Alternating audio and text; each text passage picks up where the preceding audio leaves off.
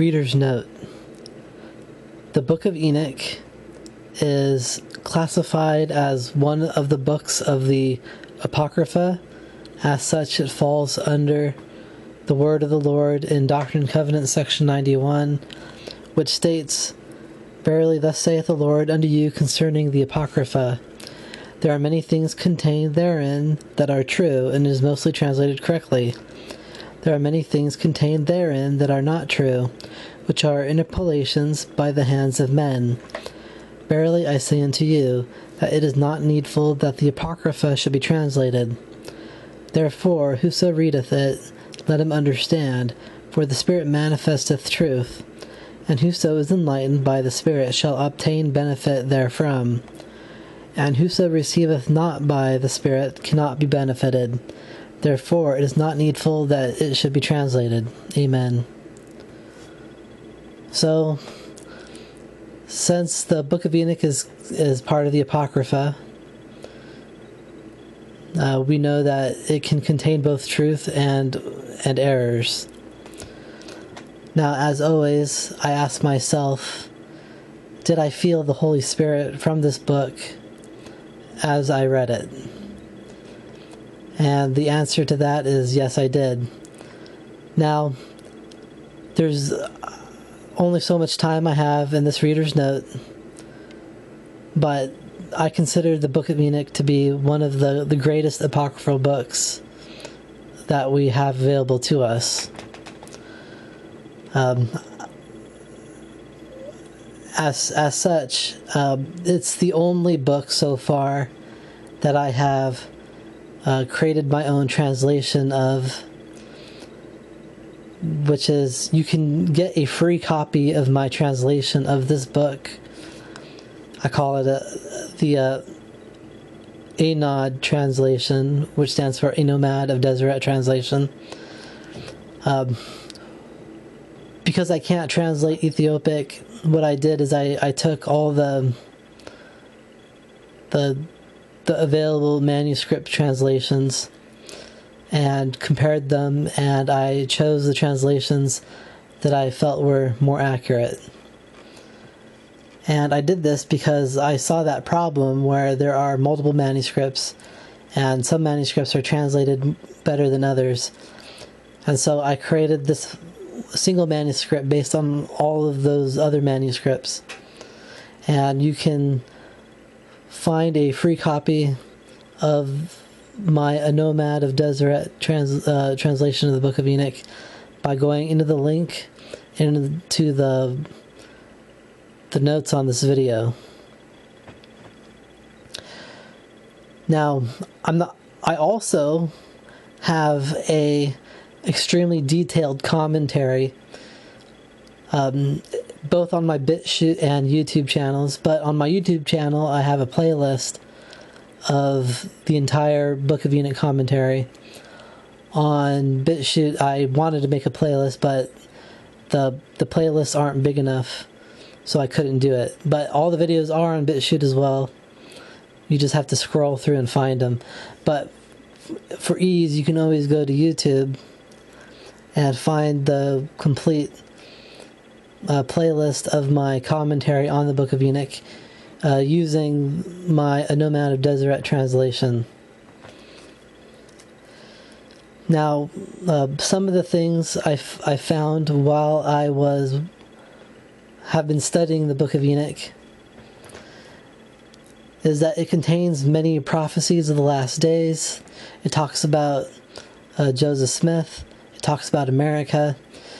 There is a prophecy that in there about fluoride in the water. While I was working on this ANOD Book of Enoch version, I had several visions that helped me to understand things better.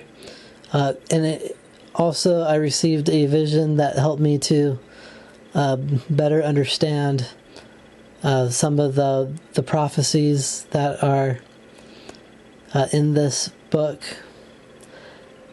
If you get my ANOD Book of Enoch manuscript, I have made lots of footnotes to talk about all this stuff like that.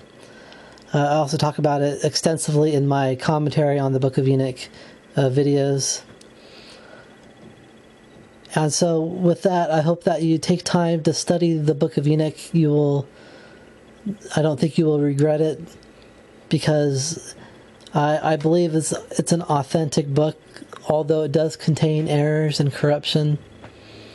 Those occurred later on, and that there's enough in there to be considered original things of the Book of Enoch. And it will, if you are willing to take the time and to pray and study the Book of Enoch, you will benefit as I have done. And you can use my commentary on the Book of Enoch as a stepping stone to get you ahead farther along if you want to.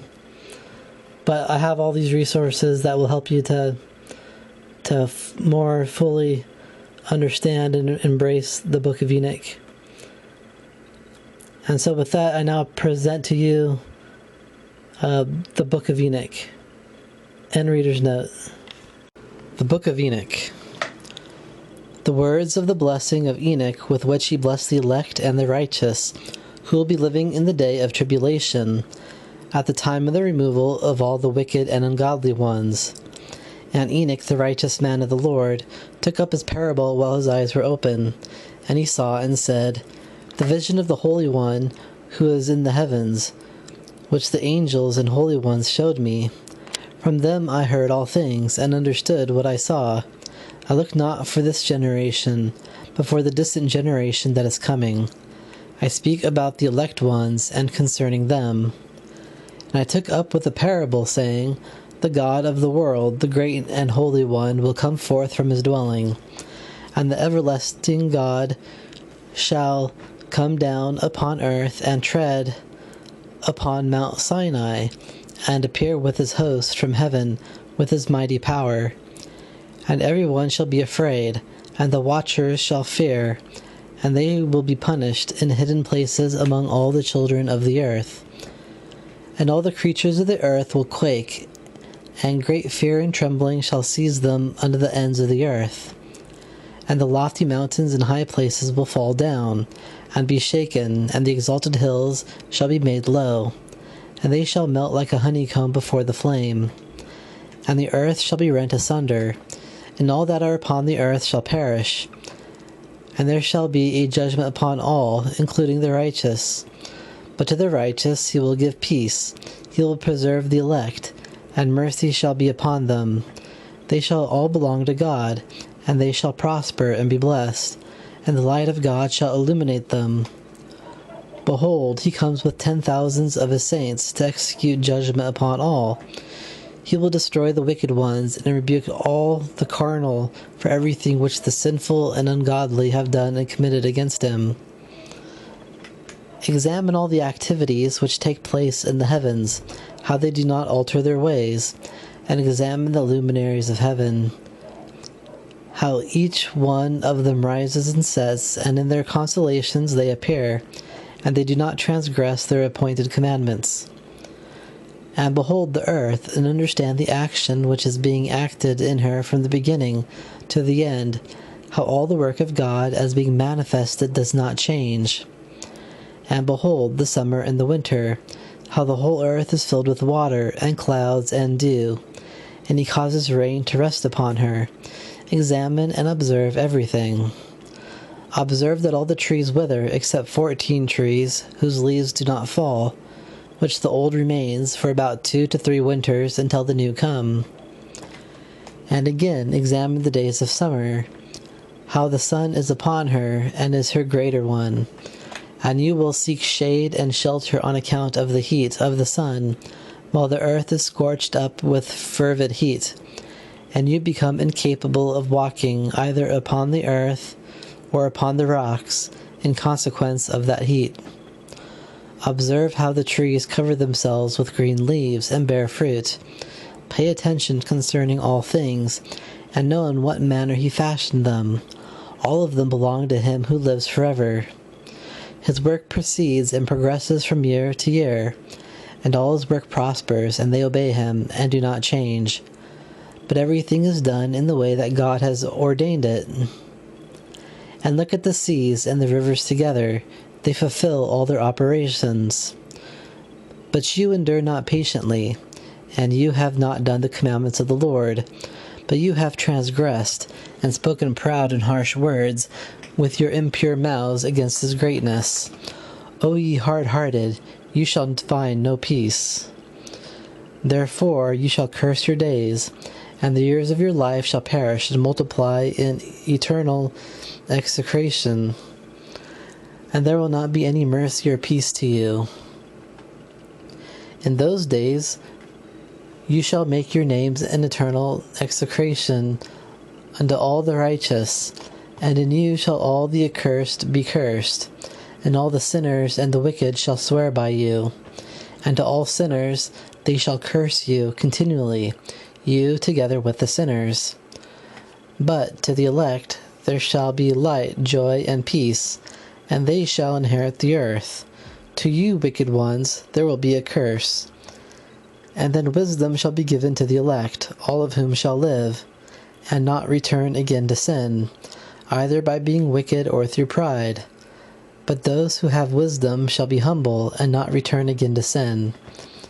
And they shall not be judged all the days of their lives, nor die through plague or divine wrath, but the designated days of their life shall be completed, and their lives shall be increased in peace, and the years of their happiness shall be multiplied forever in gladness and peace all the days of their life.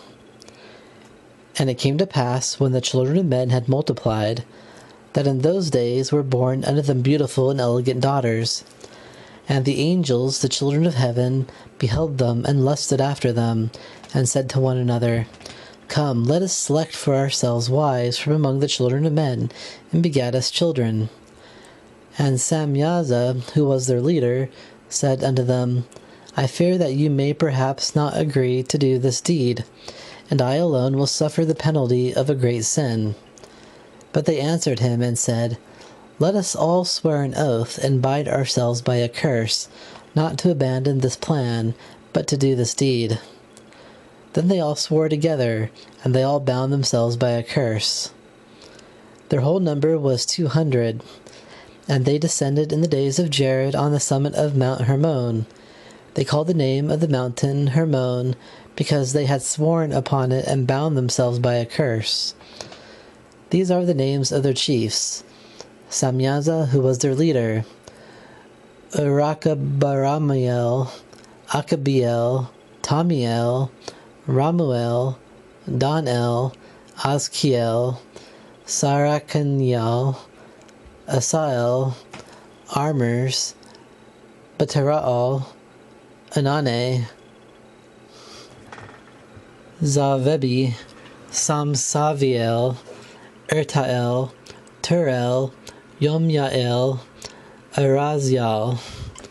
These are their chiefs of tens of the 200 angels, and the remainder were all with them. Those 200 and their leaders all took for themselves wives from all that they chose, and they began to go into them and to defile themselves with them. And they began to teach them sorcery and spellbinding and the cutting of roots, and they showed them herbs. And they became pregnant by them, and bare giants 300 cubits high, who were born and multiplied on the earth according to the kind of their childhood. And they were devouring the labor of all the sons of men, until men were unable to supply them, and the people detested feeding them. But the giants conspired to slay men and to devour them. And they began to sin against all birds and beasts of the earth, and reptiles which creep upon the earth, and creatures in the waters, and in the heaven, and the fish of the sea, and they devoured the flesh of one another, and they were drinking blood. Then the earth made accusation against the wicked concerning everything that was done upon her. And Azazel taught men to make swords of iron, and breastplates of brass, and he showed them metals which are dug out, and how they should work gold to fashion it for uses, and concerning silver, to fashion it for bracelets and for other adornments of women. And he showed the women concerning antimony, and concerning eyeshadow, and concerning the use of precious stones, and concerning coloring dyes, and the transmutation of the world. And there was great and much wickedness, and they committed fornication, and they were led astray, and corrupted all their ways. Samyaza taught spellbinding and cutting of roots. Armors taught the loosing of bound spells, magic, sorcery, and skill. Barkayal taught the signs of astrology. Kokabel taught the signs of the constellations. Zekel taught the signs of lightning flashes. Ardakaf taught the signs of the earth. Samsiel taught the signs of the sun. Sariel taught the signs of the moon, and they began to reveal secrets to their wives. And because part of mankind was perishing from the earth, their cry was going up to heaven.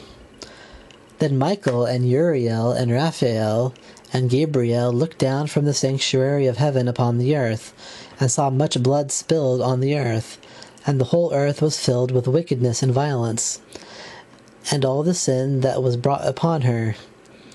And the 4 archangels, hearing the voice and cry, went in and said to themselves, The sons of earth are perishing, their voice and cry are reaching up to the gate of heaven.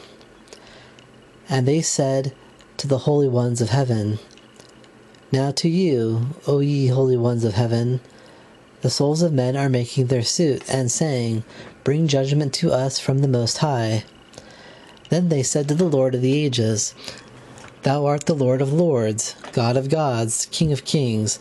The throne of thy glory is forever and ever is thy name sanctified and glorified. Thou art blessed and glorified.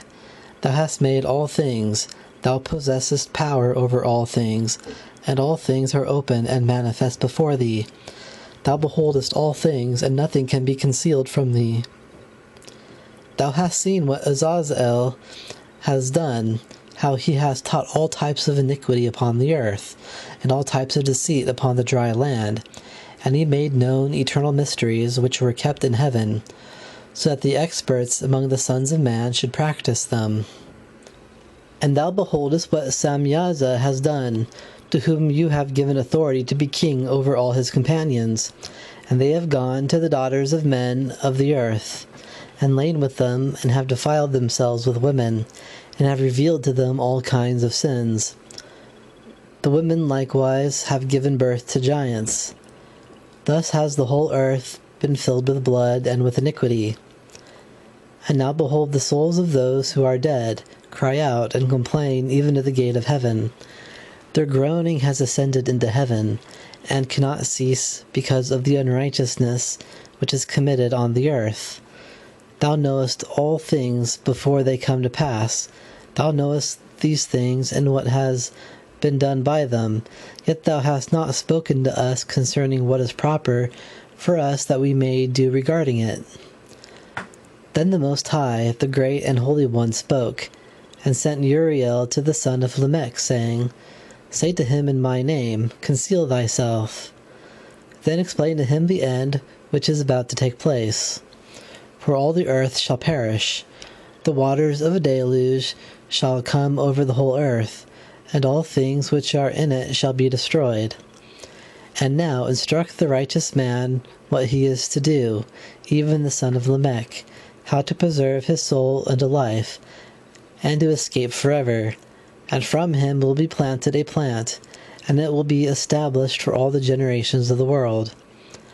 And the Lord said to Raphael, Do go, Raphael, bind Azazel hand and foot, and cast him into the darkness. Make an opening in the desert, which is in Dudael, and cast him in there. Throw upon him hurled and pointed stones, covering him with darkness. Cover his face, that he may not see the light. And in the great day of judgment, let him be cast into the fire. Heal the earth, which the angels have corrupted, and proclaim the healing of the earth. that I may revive it, and that all the children of men should not perish in consequence of every secret, by which the watchers have disclosed, and have taught their offspring. All the earth has been corrupted by the teaching of the work of Azazel. To him therefore ascribe the whole sin. To Gabriel also the Lord said, Go to the biters, and to the reprobates, to the children of fornication, and destroy the children of fornication and the offspring of the watchers from among men. Bring them forth, and send them one against another. Let them be destroyed in the battle, for length of days shall not be theirs. They shall all entreat thee, but their fathers shall not obtain their wishes respecting them. For they shall hope for eternal life, and that they may live each of them 500 years. To Michael likewise the Lord said, Go and announce his crime to Samyaza, and to the others who are with him, who have united themselves with women, that they might be polluted with all their uncleanness. And when all their sons have slain one another, and they have seen the destruction of their beloved ones, bind them for 70 generations underneath the rocks of the earth, till the day of judgment and of consummation, until the judgment, the effect of which will last forever, be completed. Then shall they be taken away into the lowest depths of the fire in torments, and in prison shall they be shut up forever. And at the time when they will burn and die, those who collaborated with them shall be bound, together with them from henceforth unto the end of many generations. Destroy all souls addicted to pleasure, and the offspring of the watchers, for they have tyrannized over mankind. Let every oppressor perish from the face of the earth. Let every evil work be destroyed. And the plant of righteousness will appear, and he shall plant eternal truth and joy. And then all the saints will escape, and become the living ones, until they have begotten thousands of children. And all the days of their youth and the years of their rest shall be completed in peace. In those days shall all the earth be worked in righteousness. She shall be wholly planted with trees and filled with blessing. Every desirable tree shall be planted upon her. And they shall plant vines, and the vine which shall be planted upon her shall yield fruit to abundance. Every seed that shall be sown in her shall produce for 1 measure 1,000, and 1 measure of olive shall produce 10 measures of presses of oil. And purify thou the earth from all oppression, from all injustice, from all sin, from all ungodliness, and from all pollution, which is committed upon her, removing them from the earth. And all the children of men shall become righteous, and all nations shall worship and bless me, and they will all prostrate themselves to me. And the whole earth shall be cleansed from all corruption and from all sin, and from all plague, and from all suffering. And I will never again send these upon her from generation to generation and forever. And in those days I will open the storerooms of blessing which are in the heavens, that I may send them down upon the earth, and upon all the works and labor of the children of men. Peace and truth shall associate with the children of men all the days of the world, and every generation of it. Before all these things Enoch was concealed, nor did any one of the sons of men know where he was concealed, where he had been, and what had happened. His dwelling place and his activities were with the holy ones, and with the watchers in his days. I, Enoch, was blessing the great Lord and King of ages. And behold, the watchers called me Enoch the scribe.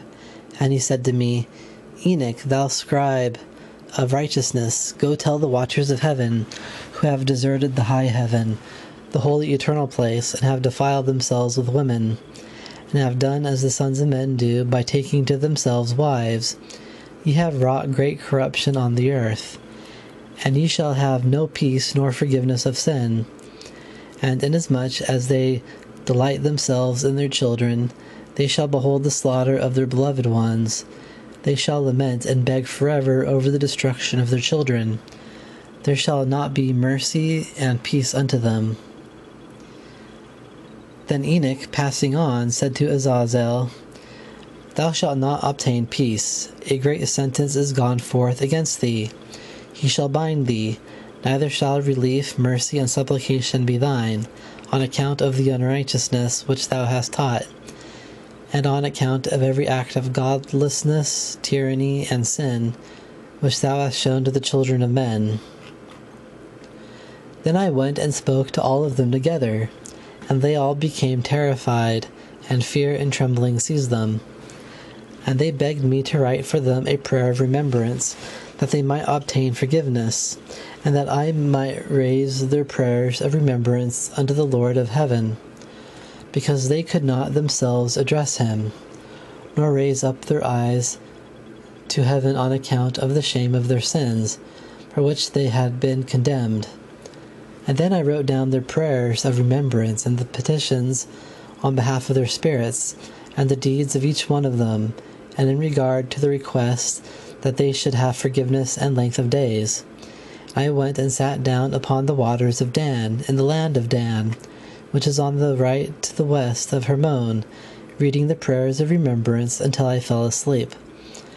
And behold, a dream came to me, and visions fell upon me, and I saw visions of punishment. And a voice came, saying, Speak to the sons of heaven, and reprove them. When I awoke, I went to them, and they were all sitting together in Abel-Jael, which is between Lebanon and Senneser, with their faces covered. And I recounted before them all the visions which I had seen in sleep. I began to speak the words of righteousness and to reprove the watchers of heaven. The book of the words of truth and reprimand of the watchers, who were from eternity, according to what the great Holy One commanded in the dream which I dreamt. And in this vision I saw in my dream what I now say with tongue of flesh, with the breath of my mouth, which the Great One has given to the sons of men, to speak with them and to understand in their heart. As God has decreed and created the sons of men to understand the words of knowledge, so he has decreed and made and created me to reprimand the watchers, the sons of heaven. I wrote down your petition, watchers, and in a vision it appeared to me that your petition will not be executed for you all the days of eternity, and judgment will be by decision and decree against you, that from now on to heaven you will not return, and not ascend throughout all ages, and among the prisoners of the earth a judgment has been decreed to bind you until all the days of eternity.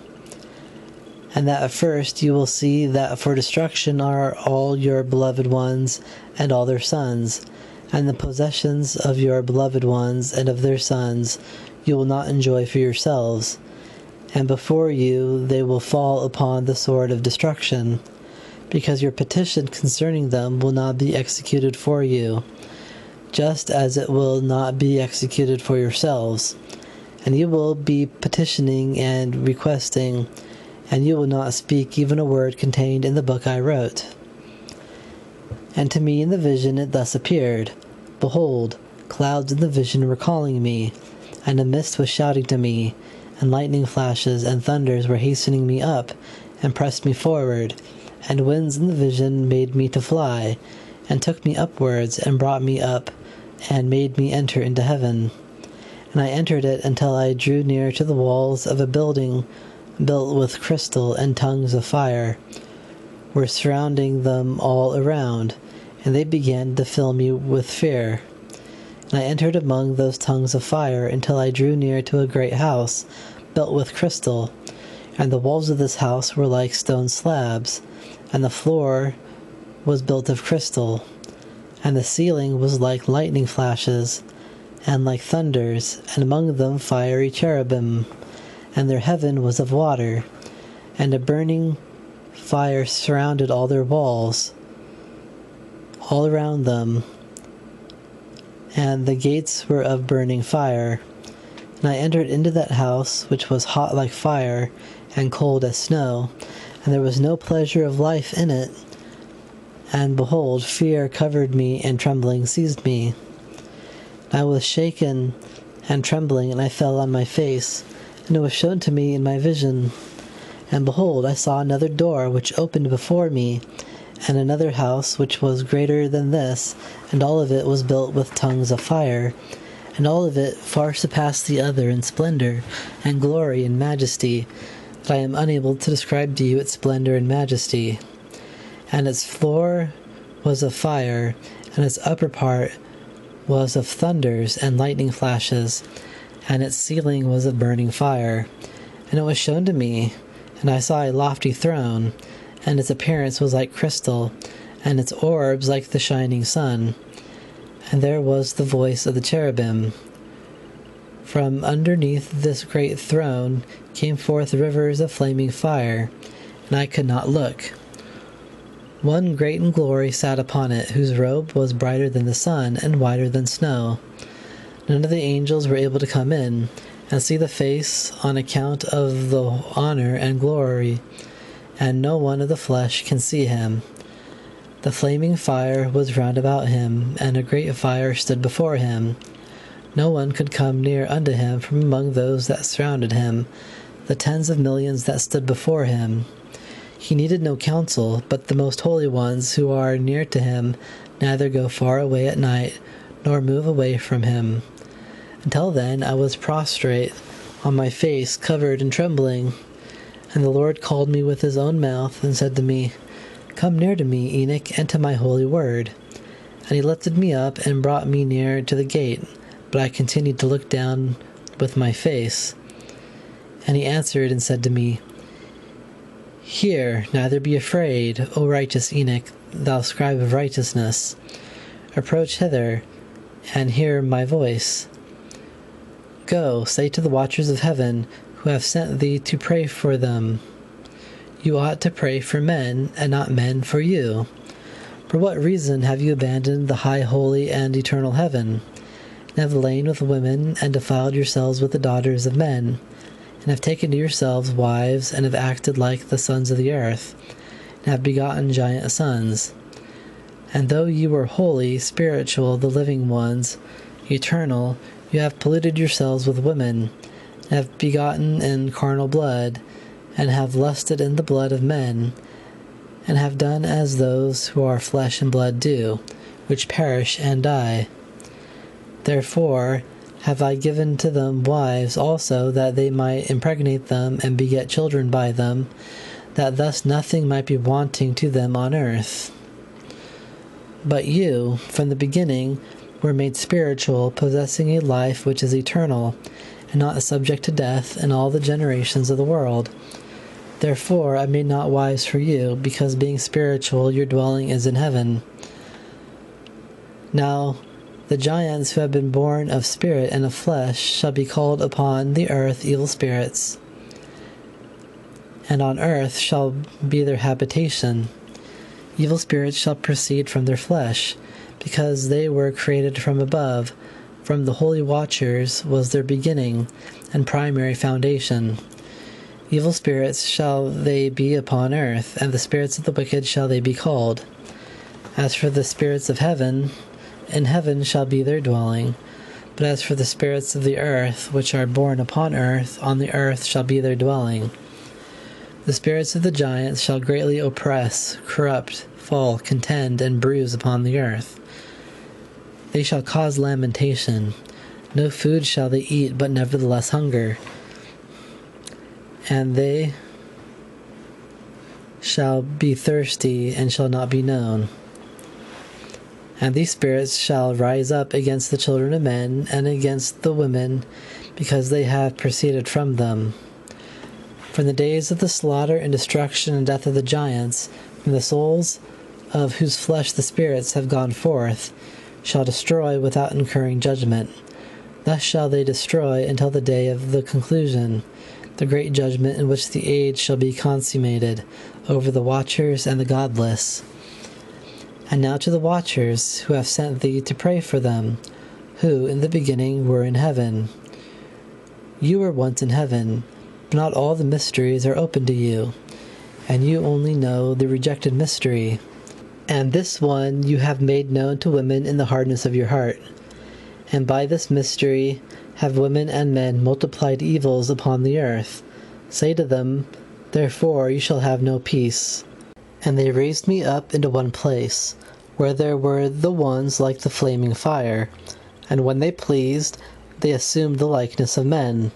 And they carried me to a lofty spot, to a mountain the top of which reached to heaven. And I beheld the places of light and of thunder. At the extremities of the place, where it was deepest, there was a bow of fire, and arrows in their quiver, a sword of fire, and all the lightnings. And they elevated me to the waters of life, and to a fire in the west, which received all the setting of the sun. And I came to a river of fire, which flowed like water, and emptied itself into the great sea towards the west. And I saw all the great rivers until I arrived at the great darkness. I went to where no flesh can walk. I saw the mountains of the darkness of winter, and the place where all the waters of the deep flow. I saw also the mouths of all the rivers in the world, and the mouth of the deep. I then surveyed the places of all the winds, perceiving that they contributed to adorn the whole creation and the foundations of the earth. I surveyed the cornerstone of the earth. I also beheld the four winds, which bear up the earth and the firmament of heaven. And I beheld the winds occupying the height of heaven, arising in the midst of heaven and of earth, and constituting the pillars of heaven. I saw the winds which turned the heaven, which caused the orb of the sun and all the stars to set. I saw the winds which support the clouds. I saw the path of the angels. I perceived at the end of the earth the firmament of heaven above it. And I proceeded, and saw a place which burns, both by day and by night. 7 mountains formed of precious stones, 3 towards the east, and 3 towards the south. Those which were towards the east were of variegated stone, one of which was of pearl, and another of antimony. Those toward the south were of red stone. The middle one reached to heaven like the throne of God, which is composed of alabaster.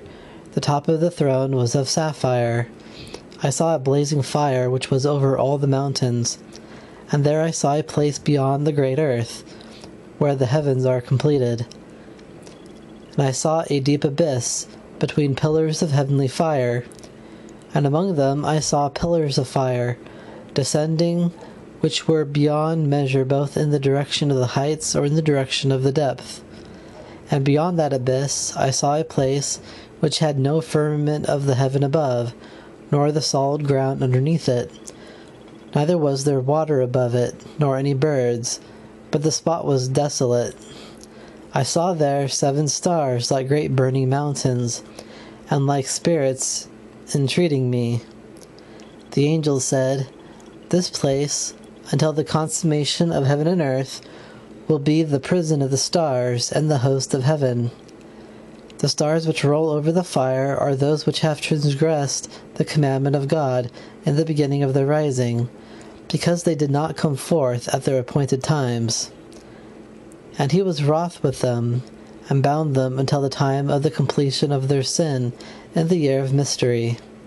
And Uriel said to me, Here shall stand the angels who cohabited with women, and their spirits, being numerous in appearance, have defiled men, and caused them to err, so that they sacrificed to demons as to gods, until the great day of judgment, in which they shall be judged till they are finished. And their wives whom the angels have led astray will be peaceful ones. And I, Enoch, I alone saw the likeness of the end of all things, nor did any human being see it as I saw it. And these are the names of the holy angels who watch: Uriel, who is over the world, and over Tartarus; Raphael, one of the holy angels, who is over the spirits of men; Raguel, one of the holy angels, who inflicts punishment on the world and the luminaries; Michael, one of the holy angels, who is over men of virtue, he commands the nations; Sarakiel, one of the holy angels, who is over the spirits of the children of men that transgress; Gabriel, one of the holy angels who was over paradise, and the seraphim and the cherubim. Remiel, one of the holy angels whom God set over those who rise. These are the names of the 7 angels. And I came to a place where nothing is done. I saw there a terrible thing. And there I beheld neither a heaven above nor an earth with a foundation, but a place which is not organized and terrible. There too I beheld 7 stars of heaven bound on it together like great mountains and like a blazing fire. Then I said, for what sin are they bound, and on what account have they been cast in hither? Then Uriel, one of the holy angels who was with me, and who conducted me, answered, Enoch, wherefore dost thou ask? Wherefore reason with thyself, and anxiously inquire? These are those stars which have transgressed the commandment of the Most High God, and they are here bound until the completion of 10 million years, according to the number of their sins. From thence I afterwards passed on to another place more terrible than the former, where I beheld a great fire burning and flaming, and the place was divided as far as the abyss, being full of great descending pillars of fire. But neither its measurement nor magnitude was I able to discover, neither could I perceive its origin. Then I exclaimed, how terrible is this place, and how painful to look at! Then Uriel, one of the holy angels who was with me, answered and said, Enoch, why art thou alarmed and amazed at this terrible place? And I answered, because of this terrible place, and because of the sight of the suffering. And he said, this is the prison house of the angels, and they are kept here forever. From thence I proceeded to another place, where I saw on the west a great and lofty mountain of hard rock. And there were 4 hollow corners, deep and very smooth. 3 of them were dark, and 1 bright. And there was a fountain of water in the midst. And I said, how smooth are these hollow places, and deep and dark to view. Then Raphael, one of the holy angels who were with me, answered and said, the hollow corners are here in order that the spirits, the souls of the dead, should assemble therein, yea, that all of the souls of men should assemble here. These places in which they dwell shall they occupy until the day of judgment, and until their appointed period. Their appointed period will be long, even until the great judgment. And I saw the spirit of a dead man, and his lamentation ascending up to heaven, crying out unceasingly and making accusation. Then I inquired of Raphael, the angel who was with me, and said, whose spirit is that, the voice of which reaches to heaven and accuses? He answered, saying, this is the spirit of Abel, who was slain by Cain his brother, and he will accuse his brother until his brother's seed be destroyed from the face of the earth, until his seed perish from the seed of men. At that time, therefore, I inquired respecting him, and respecting the general judgment, saying, why is one separated from another? He answered, these 3 have been made that the spirits of the dead might be separated. And this division has been made for the spirits of the righteous by this bright spring of water. And this has been made for sinners, when they die and are buried in the earth, and judgment has not been executed upon them in their lifetime. Here their spirits shall be set apart in this great pain, until the great day of judgment, and punishment and torment of the accursed forever, so that there may be retribution for their spirits. There he shall bind them forever, and thus has it been from the beginning of the world.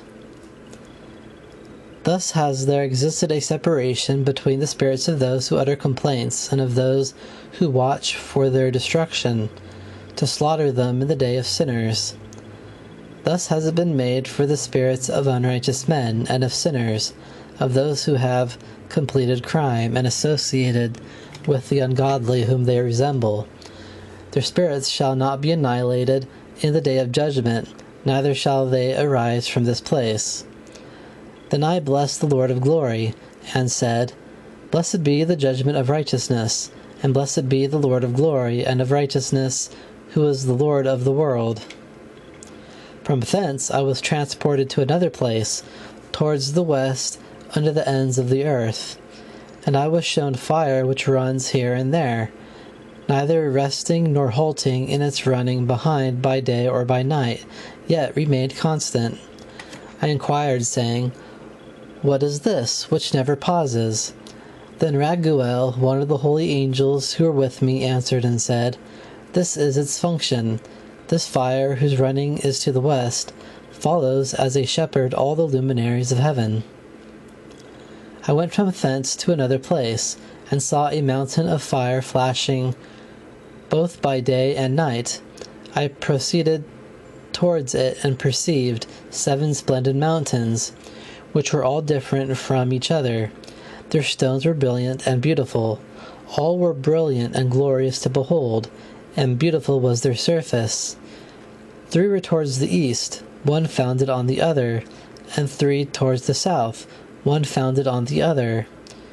There were likewise deep ravines, which did not come near each other.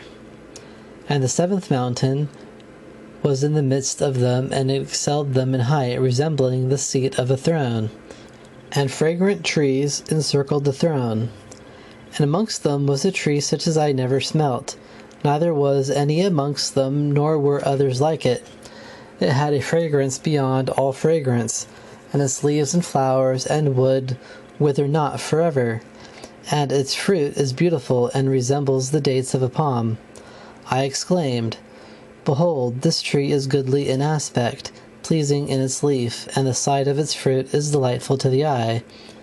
Then Michael, one of the holy and glorious angels who were with me, and who presided over them, answered. And he said unto me, Enoch, why dost thou inquire respecting the fragrance of this tree? Why art thou inquisitive to know it? Then I replied to him and said, Concerning everything I am desirous of instruction, but particularly concerning this tree. And he answered me, saying, This high mountain which thou hast seen, whose summit is like the throne of God, is his throne, where the holy great one, the Lord of glory, the eternal King, will sit when he shall come down to visit the earth with goodness. And as for this fragrant tree, no one of the flesh is permitted to touch it till the great judgment, when he shall take vengeance on all and bring everything to its consummation forever. This is for the righteous and the holy, and the elect will be presented with its fruit for life. He will plant it in the direction of the northeast, upon the holy place, towards the habitation of the everlasting King. Then shall they greatly rejoice and exult in the Holy One. The sweet fragrance shall enter into their bones, and they shall live a long life on the earth, as thy forefathers lived. Sorrow, pain, torment, and plague shall not touch them. And I bless the God of glory, the eternal King, because he hath prepared such things for the saints, and hath created them. And he said, I gave it to them. And from thence I proceeded to the middle of the earth, and beheld a blessed place, in which there were trees with branches which live and bloom from a tree that was cut. And there I saw a holy mountain, and underneath it a stream on the eastern side, which flowed towards the south.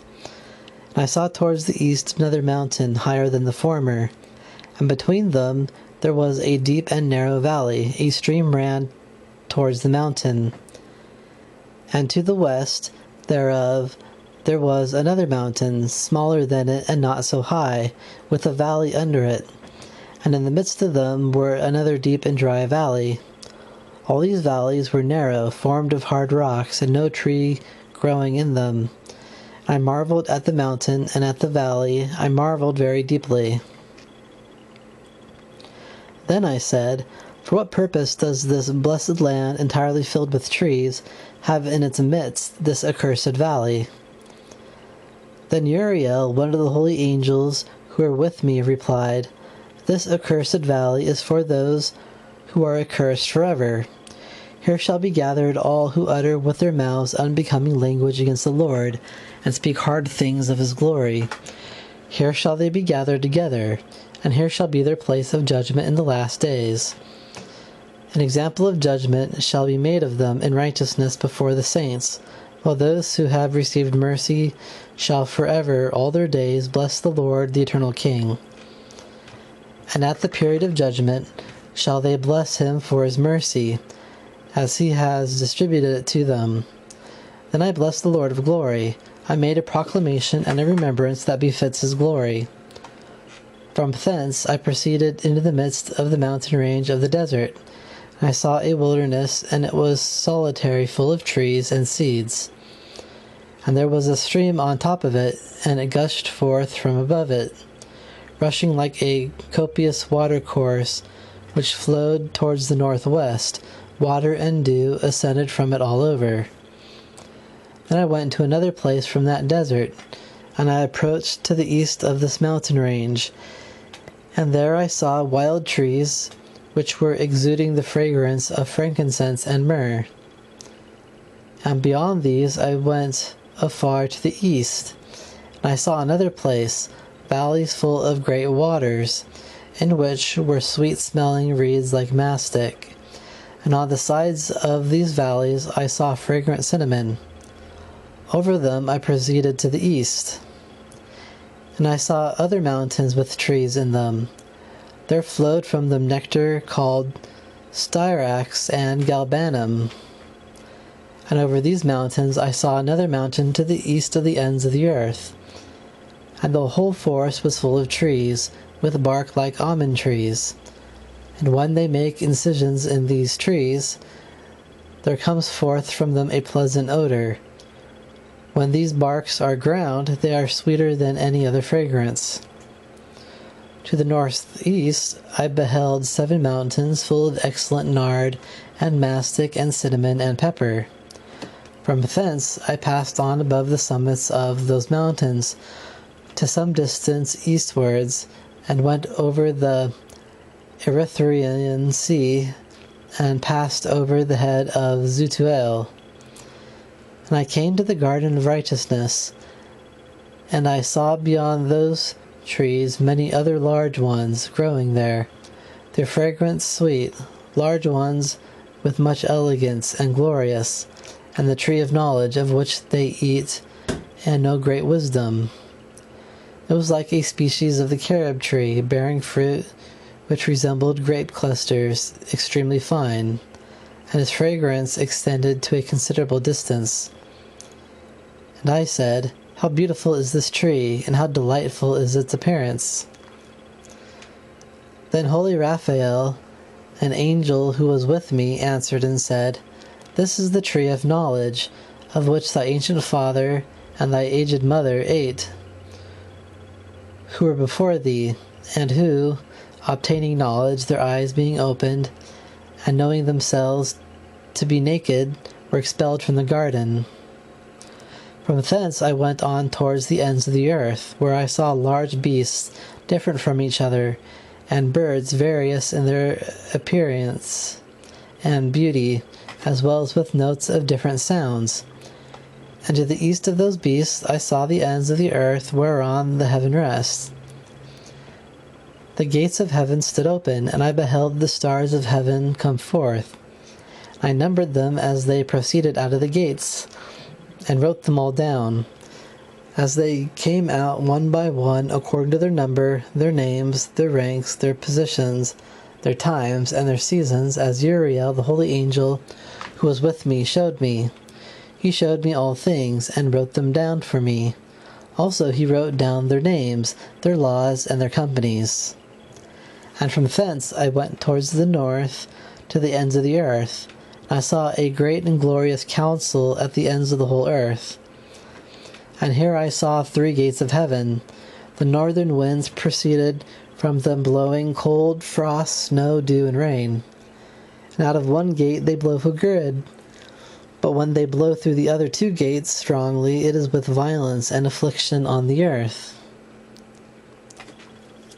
And from thence I went towards the west, to the ends of the earth, and saw there 3 gates of heaven open, as I had seen in the north, the gates and passages through them being of equal magnitude. And from thence I went towards the south to the ends of the earth, where I saw 3 gates of heaven open for the south wind, for dew and rain. And from thence I went towards the east to the ends of the earth, where I saw 3 gates of heaven open to the east, which had smaller gates within them. Through each of these small gates the stars of heaven passed on, and proceeded towards the west on the path which is shown to them. And as often as I saw, I blessed always the Lord of glory, and I continued to bless the Lord of glory, who has wrought great and glorious wonders, to show the greatness of his work to the angels and to spirits and to men, that they might praise his work and all his creation, that they might see the work of his might and praise the great work of his hands and bless him forever. The vision which he saw, the second vision of wisdom, which Enoch the son of Jared, the son of Mahalaleel, the son of Canaan, the son of Enos, the son of Seth, the son of Adam saw. And this is the beginning of the words of wisdom, which I received to declare and tell to those who dwell upon earth. Hear, ye men of old time, and see, ye that come after, the words of the Holy One, which I speak in the presence of the Lord of the spirits. It is good to declare these words to those of former times, but one should not withhold the beginning of wisdom from those of latter days. Until the present period, never has there been given before the Lord of the spirits that which I have received, wisdom according to the capacity of my intellect, and according to the pleasure of the Lord of the spirits, that which I have received from him, a portion of life eternal.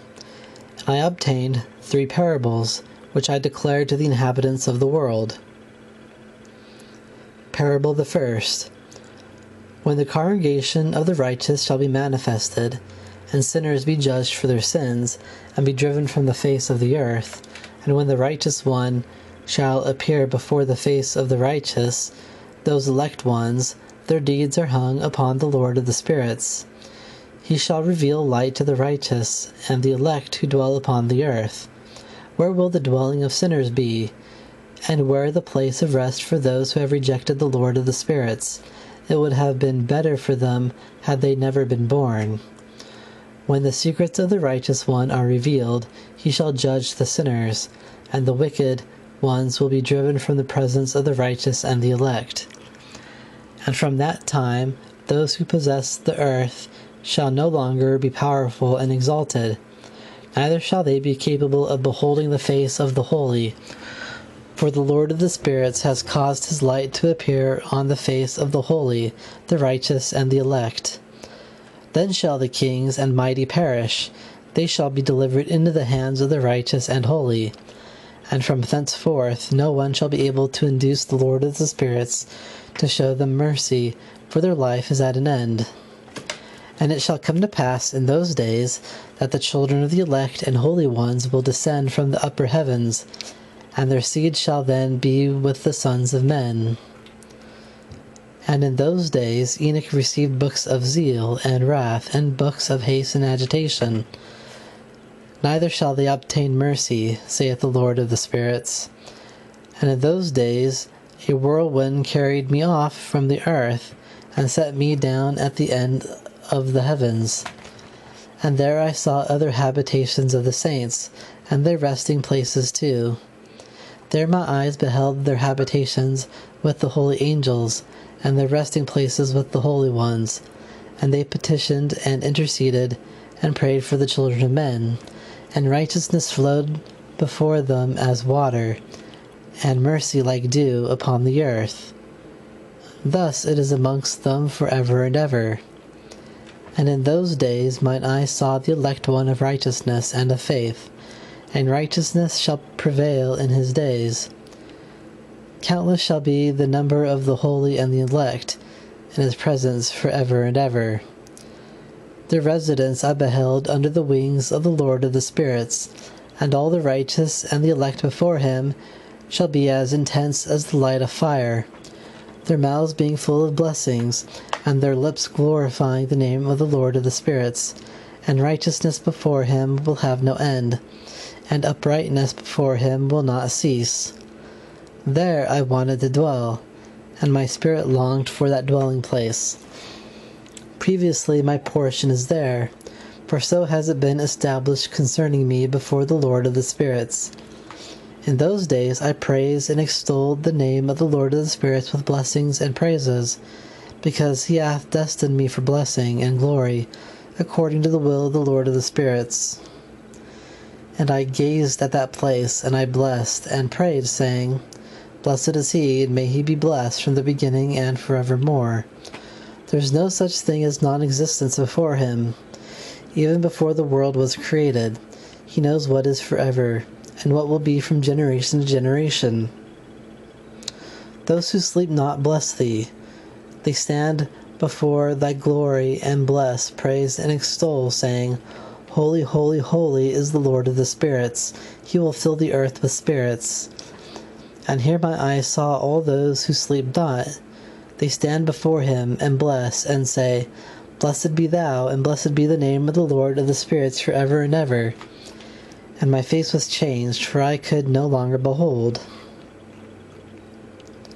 After this I beheld thousands of thousands and myriads of myriads, and an infinite number of people who stand before the Lord of the spirits.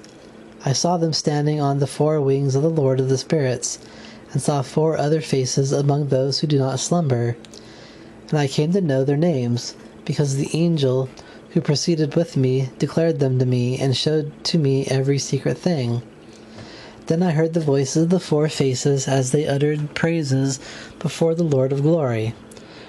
The first voice blessed the Lord of the spirits forever and forever. The second voice I heard blessing the elect one and the elect who are clinging onto the Lord of the spirits. The third voice I heard petitioning and praying for those who dwell upon the earth and supplicate in the name of the Lord of the spirits. And the fourth voice I heard expelling the Satans and prohibiting them from entering into the presence of the Lord of the spirits, to accuse them who dwell on the earth. After this I besought the angel of peace, who proceeded with me, to explain all that was concealed. I said to him, Who are these four faces I have seen, and whose words I have heard and written down? And he said to me, The first is the merciful and long-suffering Michael, and the second, who has set over all the diseases and all the wounds of the children of men, is Raphael. And the third, who is set over all exercise of strength, is Gabriel. And the fourth, who is set over all actions of repentance, under the hope of those who would inherit eternal life, is Phanuel by name. And these are the four angels of the Lord of the spirits, and the four voices I heard in those days. And after this I beheld the secrets of the heavens, and of the kingdom according to its divisions, and of the work of man, as they weigh it there in balances. And there I saw the habitations of the elect, and the habitations of the holy. And mine eye saw there all the sinners being driven from thence, which deny the name of the Lord of the spirits, and dragged off. And they could not abide because of the punishment which proceeds forth from the Lord of the spirits. And there mine eyes beheld the secrets of the lightning and the thunder, and the secrets of the winds, how they are distributed as they blow over the earth, the secrets of the winds, of the dew, and of the clouds. And there I saw the place from which they issued forth, and saturated the dust of the earth. And there I saw closed chambers, out of which the winds are divided, the chamber of the hail and winds, the chamber of the mist and of the clouds. And the cloud thereof hovers over the earth from the beginning of the world. And I saw the chambers of the sun and moon, whence they proceed, and whither they come again, and their glorious return, and how one is superior to the other. They do not depart from their progress, neither increase nor decrease their progress. but they keep faith one with another, in accordance with an oath they set, and they rise.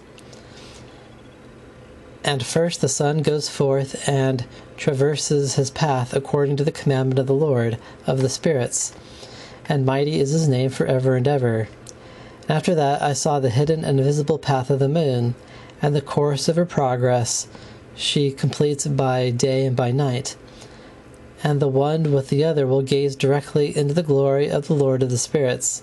They give thanks, they praise, and they do not economize on energy, for their very essence generates new power. For the sun changes oft for a blessing or a curse, and the course of the path of the moon is light to the righteous and darkness to the sinners, in the name of the Lord, who made a separation between the light and the darkness, and divided the spirits of men, and strengthened the spirits of the righteous, in the name of his righteousness. For neither an angel nor Satan is able to hinder, for he appoints a judge for them all, and he judges them all before him. Wisdom found not a place where she could inhabit. Her dwelling, therefore, is in heaven. Wisdom went forth to dwell among the sons of men, but she obtained not an habitation. Wisdom returned to her place, and seated herself in the midst of the angels. But iniquity went out of her chambers, whom she sought not she found, and she dwelt with them like rain in a desert, like dew on a thirsty land. And I saw other lightnings and the stars of heaven, and I saw how he called them all by their names, and they obeyed him. And I saw how they are weighed in a righteous balance according to the proportions of light, the width of their spaces, and the day of their appearance, and how their revolution produces lightning. And in number their revolutions are as many as the angels. They keep their faith, each one according to their names. And I asked the angel who went with me, and who showed me what was hidden, "What are these?" And he said to me, "The Lord of the spirits hath showed thee a similitude. These are the names of the righteous who dwell upon earth, and who believe in the name of the Lord of the spirits forever and ever." And I saw another thing regarding lightning, how some stars arise and become lightning, and cannot dwell with the rest. This is the second parable concerning those who deny the name of the Lord of the spirits, and the congregation of the saints. Heaven they shall not ascend, nor shall they come on earth. This shall be the portion of sinners, who deny the name of the Lord of the spirits, and who are reserved for the day of suffering and tribulation.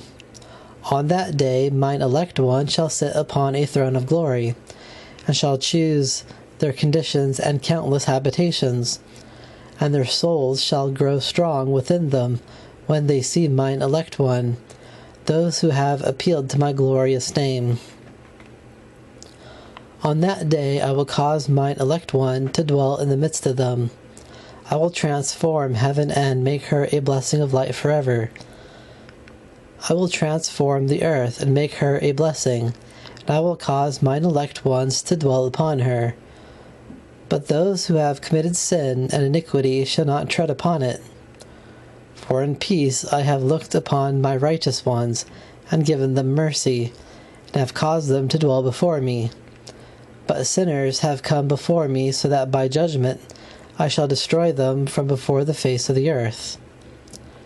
And there I beheld the Ancient of Days, whose head was like white wool, and with him another whose countenance resembled that of man. His countenance was full of grace, like one of the holy angels. Then I asked of one of the angels who went with me, and who showed me every secret concerning the one who was born of man, "Who is this, and from whence is he who is going as the prototype of the Ancient of Days?" And he answered and said to me, "This is the Son of Man, to whom righteousness belongs, with whom righteousness has dwelt, and who will reveal all the treasures of that which is concealed. For the Lord of the spirits has chosen him, and he is destined to be victorious before the Lord of the spirits in everlasting uprightness. This Son of Man, whom thou beholdest, shall unseat kings, and the mighty ones from their couches, and the strong ones from their thrones. He shall loosen the bridles of the powerful, and break in pieces the teeth of sinners. He shall hurl kings from their thrones, and their kingdoms, because they will not exalt and glorify him, and neither do they obey him, from whence their kingdoms were granted to them. The countenance of the mighty shall he cast down, filling them with shame. Darkness shall be their habitation, and worms shall be their bed. Nor from their bed shall they hope to be again raised, because they exalted not the name of the Lord of the spirits, and they have become the judges of the stars of heaven.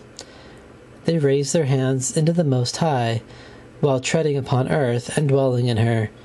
They manifest all their deeds in oppression. All their deeds are oppression. Their power shall be in their wealth, and their devotion is to the gods which they have fashioned with their own hands.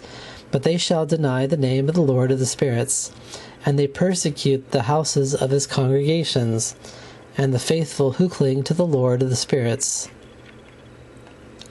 In those days the prayers of the righteous and the blood of the righteous shall ascend from the earth into the presence of the Lord of the spirits. In those days shall the holy ones who dwell above in the heavens shall unite with one voice, and petition, supplicate, praise, and give thanks, and bless the name of the Lord of the spirits, on account of the blood of the righteous, which has been shed, and that the prayers of the righteous may not be in vain before the Lord of the spirits, that for them he would execute judgment, and that his patience may not endure forever. In those days I beheld the Ancient of Days, while he sat upon the throne of his glory. And the books of the living were opened before him, and all the powers which were above the heavens stood around and before him.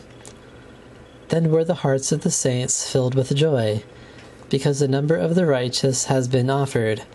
The prayers of the saints have been heard, and the blood of the righteous has been emitted before the Lord of the spirits.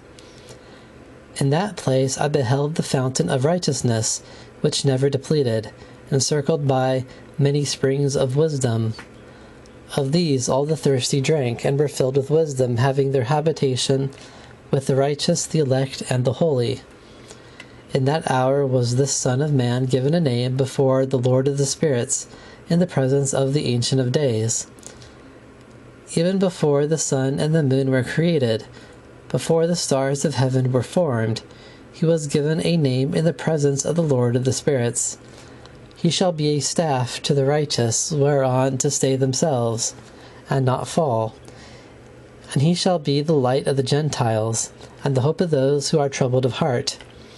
All who dwell on earth shall fall down and worship before him, shall bless and glorify him, and sing praises to the name of the Lord of the spirits.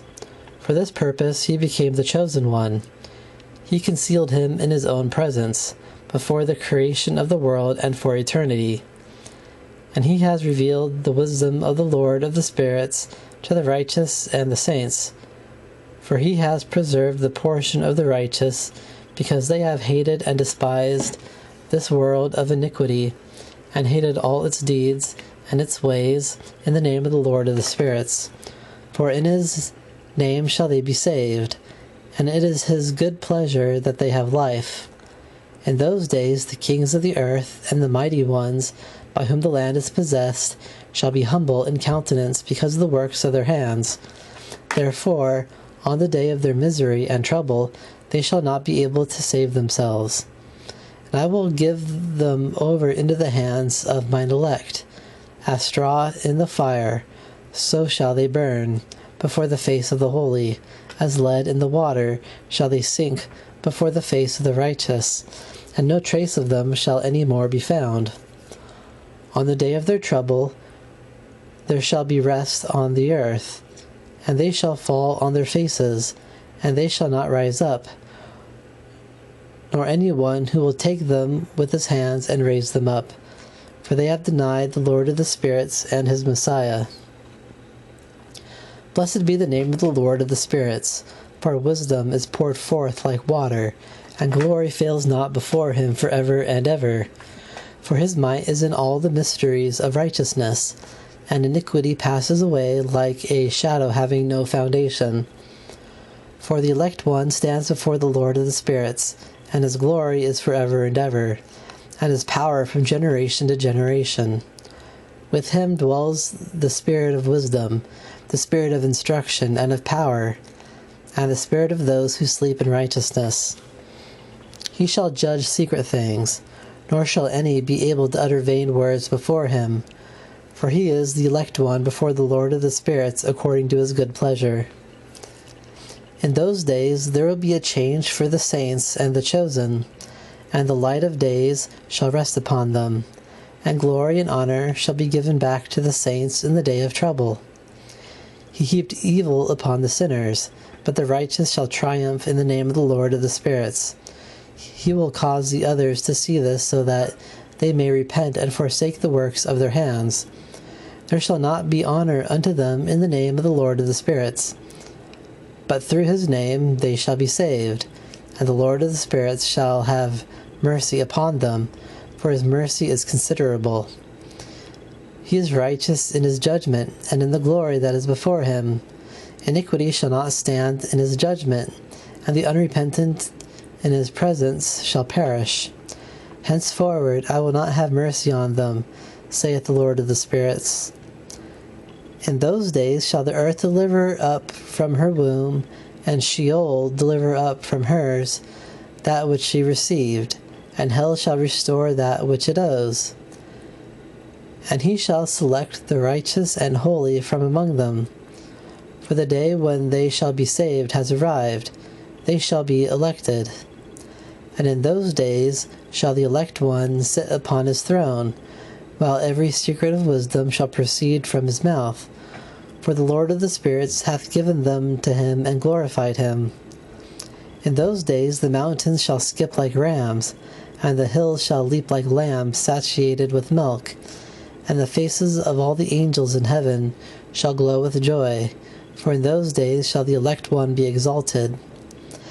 And the earth shall rejoice, and the righteous shall inhabit her, and the elect shall walk upon her. And after those days, in the place where I had seen all the visions of that which is hidden, having been carried off in a whirlwind and taken to the west, there mine eyes beheld all the secrets of heaven, and that which is to come, a mountain of iron, a mountain of copper, a mountain of silver, a mountain of gold, a mountain of mixed metal, and a mountain of lead. I inquired of the angel who went with me, saying, What are these secret things that I behold? And he said to me, All these things which thou beholdest happen by the authority of his Messiah, so that he may give orders and be praised upon the earth. And that angel of peace answered me, saying, Wait but a short time, and thou shalt understand, and every secret thing shall be revealed to thee, which the Lord of the spirits has decreed. Those mountains which thou hast seen, the mountain of iron, the mountain of copper, the mountain of silver, the mountain of gold, the mountain of mixed metal, and the mountain of lead, all these in the presence of the elect one shall be like a honeycomb before the fire, and like water that descends from the top of such mountains, and shall become powerless before his feet. And it shall come to pass in those days, they shall not be saved by gold or by silver, and none shall be able to escape. There shall be no iron for war, nor shall any wear a breastplate, neither bronze nor tin shall be to any avail, or be of any value, and there will be no need of lead whatsoever.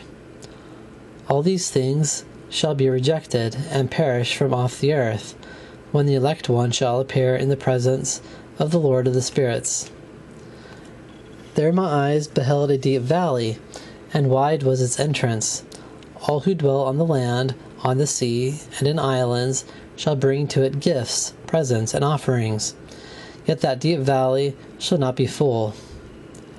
And their hands shall commit iniquity, whatsoever they produce by labor the sinners shall devour with crime. But they shall be banished from the face of the Lord of the spirits, and from the face of his earth, and they shall perish forever and ever. I beheld the angels of punishment, who were cooperating and preparing all the chains of Satan. And I asked the angel of peace who proceeded with me, For whom are they preparing these chains?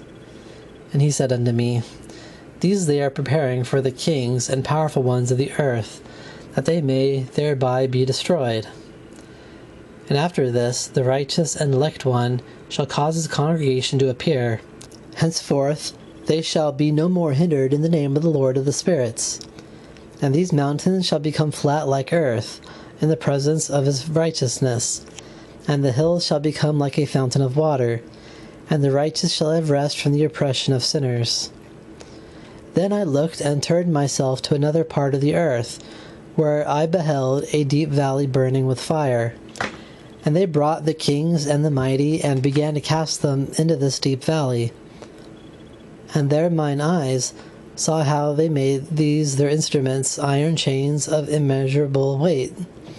And I asked the angel of peace who proceeded with me, saying, For whom are these chains being prepared?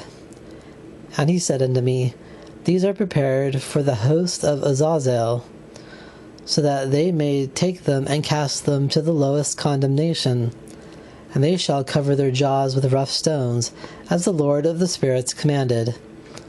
Then Michael and Gabriel and Raphael and Phanuel shall take hold of them in that day, and shall then cast them into a furnace of burning fire, that the Lord of the spirits may be avenged of them for their crimes, because they became ministers of Satan, and seduced those who dwell upon earth.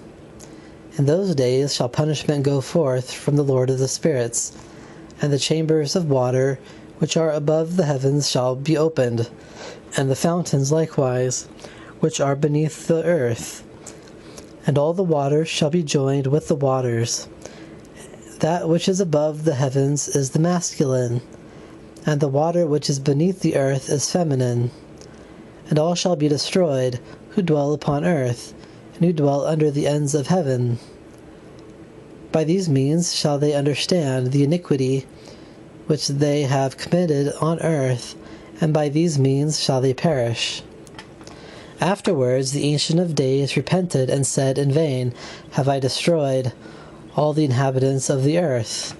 And he swore by his great name, saying, Henceforwards I will not act thus towards all those who dwell upon the earth, but I will place a sign in the heavens, and it shall be a faithful witness between me and them forever, as long as the days of heaven and earth last upon the earth.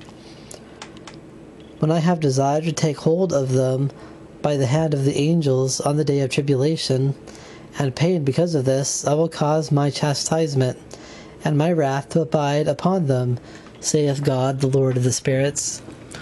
O ye kings, O ye mighty, who inhabit the world, you shall behold my elect one sitting upon the throne of my glory, and he shall judge Azazel, all his associates, and all his hosts, in the name of the Lord of the spirits. And there I beheld the host of the angels of punishment going, and they held scourges and chains of iron and bronze. And I asked the angel of peace who went with me, saying, To whom are these who hold the scourges going? And he said unto me, To their elect and their beloved ones, that they may be cast into the chasm and deep recesses of the valley. And then that valley shall be filled with their elect and beloved, and the days of their lives shall be at an end. The era of their glory and the age of their leading astray shall not thenceforward be reckoned. And in those days the angels shall return and hurl themselves to the east upon the Parthians and Medes. They shall stir up the kings, so that a spirit of unrest shall come upon them. And they shall rouse them from their thrones, that they may break forth as lions from their lairs, and as hungry wolves among their flocks. They shall go up and tread under foot the land of his elect ones, and the land of his elect ones shall be before them a threshing floor and a highway.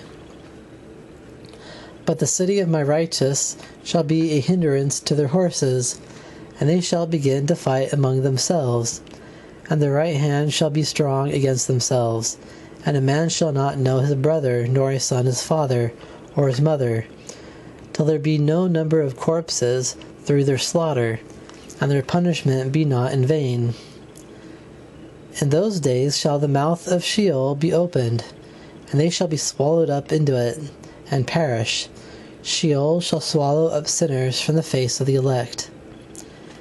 And it came to pass after this that I beheld another host of chariots, with men riding in them, and they came upon the wind from the east and from the west until midday. And the noise of their chariots was heard. And when this turmoil took place, the saints of heaven took notice of it, and the pillars of the earth were shaken from their seats. And the sound was heard from the ends of the earth unto the ends of heaven in 1 hour. And they shall all fall down and worship the Lord of the spirits. And this is the end of the second parable. And I began to speak the third parable concerning the righteous and the elect. Blessed are ye, O righteous and elect, for glorious is your lot. The righteous shall exist in the light of the sun, and the elect in the light of everlasting life, which has no end, in the days of the saints without number. And they shall seek the light and find righteousness with the Lord of the spirits. There shall be peace to the righteous in the name of the eternal Lord. Henceforward shall the saints in heaven be told to seek the secrets of righteousness, the portion of faith. For like the sun it has arisen upon the earth, while darkness has passed away. There shall be light without number, nor shall they come to number days. For darkness shall be previously destroyed, and light shall increase, before the Lord of the spirits. Before the Lord of the spirits shall the light of uprightness increase forever. In those days my eyes beheld the secrets of lightnings, and of the lights, and the judgment belonging to them. And they lighten for a blessing and for a curse, according to the will of the Lord of the spirits. And there I saw the secrets of the thunder, when it rattles above in heaven, and its sound is heard. The habitations also of the earth were shown to me. The sound of the thunder is for peace and for blessing, as well as for a curse, according to the word of the Lord of the spirits. And after that, all the secrets of the lights and lightnings were shown to me, and they lighten for blessing and for satiation. In the 500th year, and in the 7th month, on the 14th day of the month of the lifetime of Enoch, in that parable, I saw that the heaven of heavens shook, that it shook violently, and that the powers of the Most High and the angels, thousands of thousands and myriads of myriads, were agitated with great agitation. And when I looked, the Ancient of Days was sitting on the throne of his glory, while the angels and righteous were standing around him. A great trembling came upon me, and terror seized me. My loins were bowed down and loosened, my reins were dissolved, and I fell upon my face. And Michael sent another angel from among the holy ones, and he raised me up. And when he had raised me up, my spirit returned, for I had not been able to endure the look of this host, and the commotion of the shaking of heaven. And Michael said unto me, Why art thou disquieted with such a vision? Until this day lasted the day of his mercy, and he hath been merciful and long-suffering towards those who dwell on the earth. But when the time shall come, then shall the power, the punishment, and the judgment take place, which the Lord of the spirits has prepared, for those who do not prostrate themselves to the judgment of righteousness, for those who deny the judgment of righteousness, and for those who take his name in vain. That day has been prepared for the elect as a day of covenant, and for the sinners as a day of inquisition. On that day 2 monsters will be parted, one monster, a female named Leviathan, in order to dwell in the depths of the sea, above the springs of water, and a male called Behemoth, which holds his chest in an invisible wilderness, whose name is Dendain, east of the Garden of Eden, wherein the elect and the righteous will dwell, wherein man was returned. I shall bring from Adam before the people which the Lord of the spirits created. And I besought the other angel to show me the power of these monsters, how they became separated on this day, and were cast, one in the depths of the sea, and one in the dry land of the wilderness. And he said to me, Thou son of man, according to the degree to which it will be permitted, thou shalt know that which is hidden. And the other angel who proceeded with me spoke to me, and showed me the first and last secrets in heaven above, and in the depths of the sea, in the ends of the heaven, and on the foundation of the heaven, and the chambers of the winds, and how the winds are divided, and how they are weighed, and how the portals of the winds are reckoned, each according to the power of the wind, and the power of the lights of the moon, and according to the power that is fitting, and the divisions of the stars according to their names, and how the divisions are divided. For the thunder has places of rest, which are assigned to it while it is waiting for its peal, and the thunder and lightning are inseparable, and although not one and undivided, they both go together through the Spirit and separate not. For when the lightning lightens, the thunder utters its voice, and the Spirit enforces a pause during the peal, and divides equally between them. For the treasury of their peals is like the sand, and each one of them, as it peals, is held in with a bridle, and turned back by the power of the Spirit, and pushed forward according to the many quarters of the earth. And the spirit of the sea is masculine and strong, and according to the might of his strength he draws it back with a rein. And in like manner it is driven forward and disperses amid all the mountains of the earth. And the spirit of the hoarfrost is his own angel, and the spirit of the hail is a good angel. And the spirit of the snow has forsaken his chambers on account of his strength. There is a special spirit therein, and that which ascends from it is like smoke, and its name is frost. And the spirit of mist is not united with them in their chambers, but it has a special chamber, for its course is glorious, both in light and in darkness, and in winter and in summer, and in its chamber is an angel. And the spirit of the dew has its dwelling at the ends of the heaven, and is connected with the chambers of the rain, and its course is in winter and summer, and its clouds and the clouds of the mist are connected, and the one gives to the other. And when the spirit of the rain goes forth from its chambers, the angels come out and open the chamber and lead it out. And when it is diffused over the whole earth, it unites with the water on the earth. And whensoever it unites other waters, it unites with the waters upon the earth, which is for the use of those who dwell on the earth, for they are nourishment for the earth from the Most High, who is in heaven. Therefore there is a measure for the rain, and the angels take charge. And these things I saw towards the garden of the righteous. And the angel of peace, who was with me, said, These two monsters are prepared for the great day of the Lord, when they shall become food, that the punishment of the Lord of the spirits should come down upon them, in order that the punishment of the Lord of the spirits should not be issued in vain, but slay the children with their mothers, and children with their fathers, when the punishment of the Lord of the spirits comes down upon everyone. After that there shall be the judgment according to his mercy and long-suffering. And in those days I beheld that long ropes were given to those angels, who took to their portions and flew, advancing towards the north. And I inquired of the angel, saying, Wherefore have they taken those long ropes and gone forth? And he said unto me, They are gone forth to measure. And the angel who went with me said unto me, These are the ones who shall bring the measures of the righteous, as well as the binding cords of the righteous, that they may trust in the name of the Lord of the spirits forever and ever. The elect shall begin to dwell with the elect. And these are the measures which shall be given to faith, and which shall strengthen righteousness. These measures shall reveal all the secrets in the depth of the earth, and those who have been destroyed in the desert, and those who have been devoured by the wild beasts, and those who have been devoured by the fish of the sea, shall return and trust in the day of the elect one, For none shall perish in the presence of the Lord of the spirits, nor shall any be capable of perishing. And all who dwell above in the heaven received a command, and power, and one voice, and one light, like unto fire.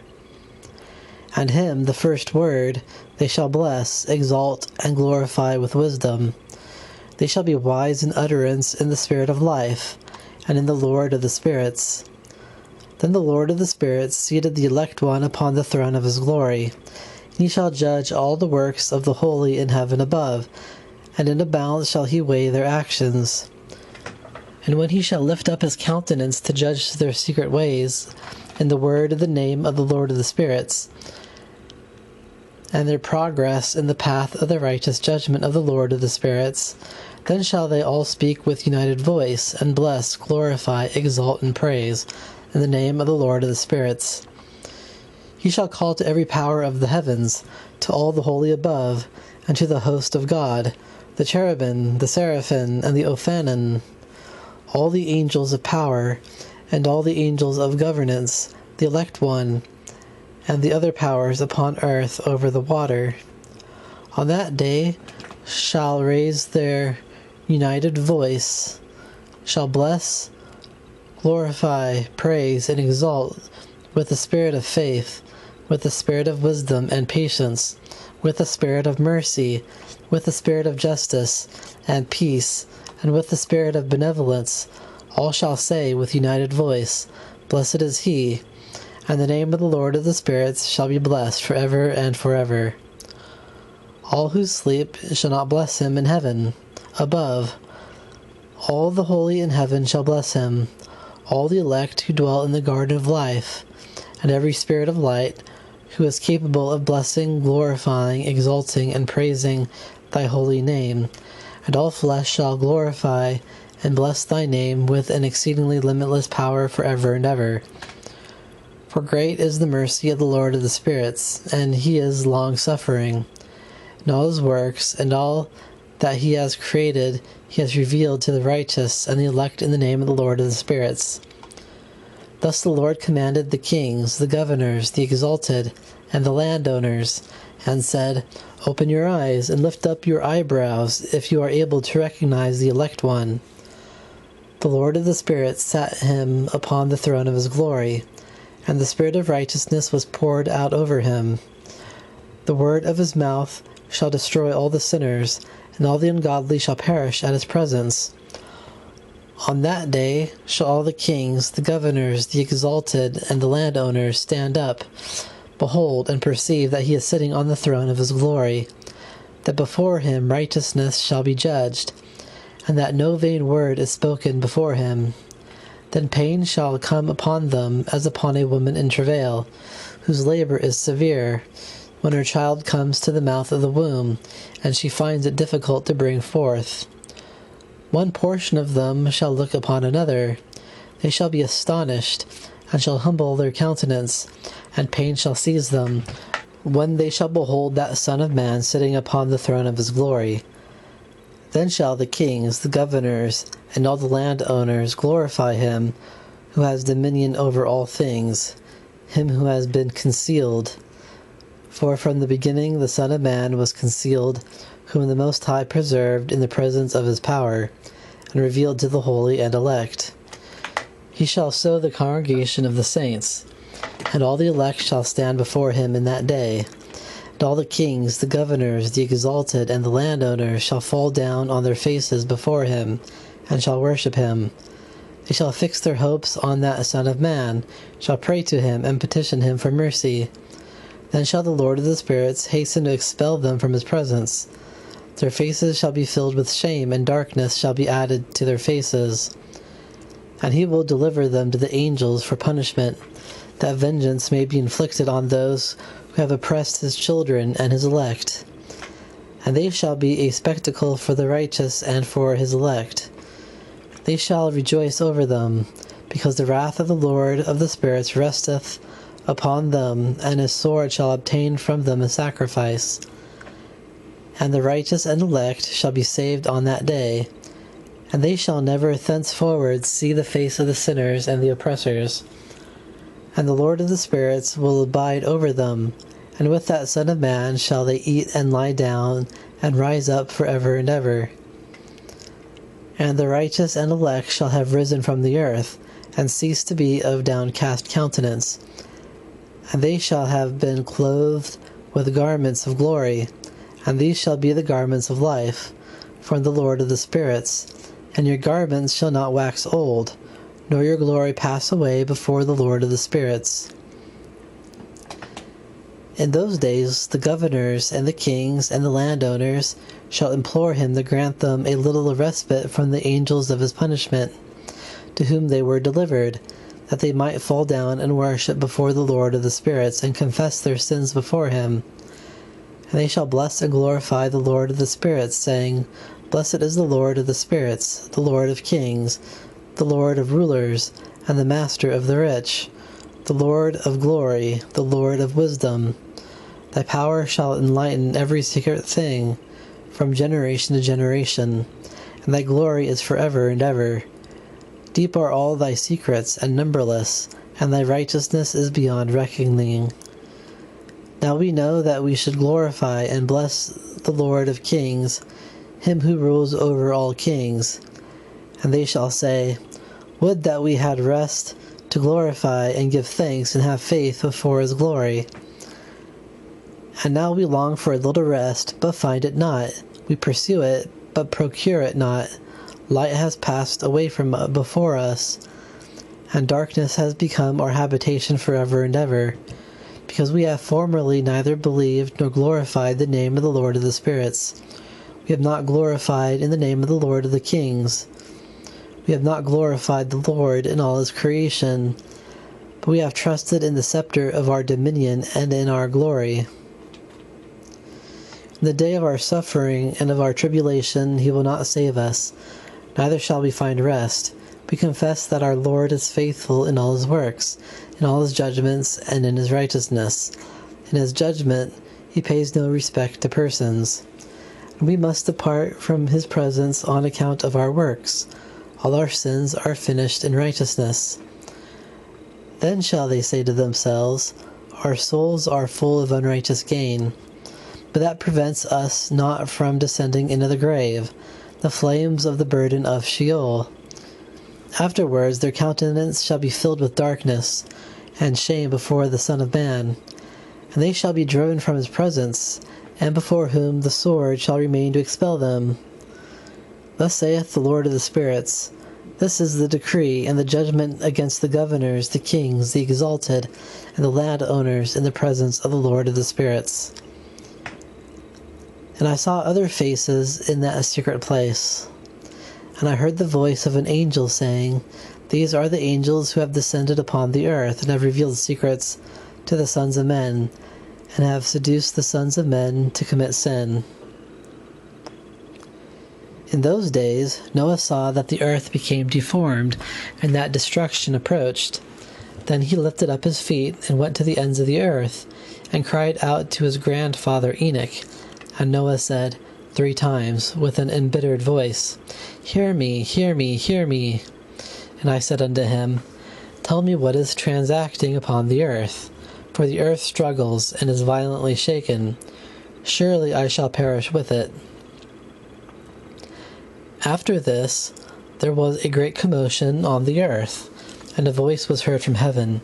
And I fell down on my face. And Enoch my grandfather came and stood by me, and said unto me, Why hast thou cried out to me with a bitter cry and lamentation? A commandment has gone forth from the presence of the Lord against those who dwell on the earth, that they may be destroyed, for they know every secret of the angels, every oppressive and secret power of the Satans, and every power of those who commit sorcery, as well as of those who make molten images in the whole earth, how silver is produced from the dust of the earth, and how mixed metal is made upon the earth. For lead and tin are produced from the earth, like the first. Their source is a fountain inside which stands an angel, and this angel runs. Afterwards my grandfather Enoch seized me with his hand, raising me up, and saying to me, Go, for I have asked the Lord of the spirits respecting this commotion of the earth. And he said unto me, On account of their unrighteousness, their judgments will be limitless before me. On account of the abstract things which they have investigated and experienced, the earth will perish with those who dwell upon her. And those who taught them these things will have no place to go forever, because they have revealed to them the things which are secret to the condemned ones. But as for thee, my son, the Lord of the spirits knows that thou art pure and kind-hearted. Thou detestest the secret things. And he has established thy name to be among the holy, and will preserve thee from those who dwell upon the earth. He will establish thy seed in righteousness, both for kingship and for great glory. And from thy seed shall go forth a spring of righteous and holy men without number forever.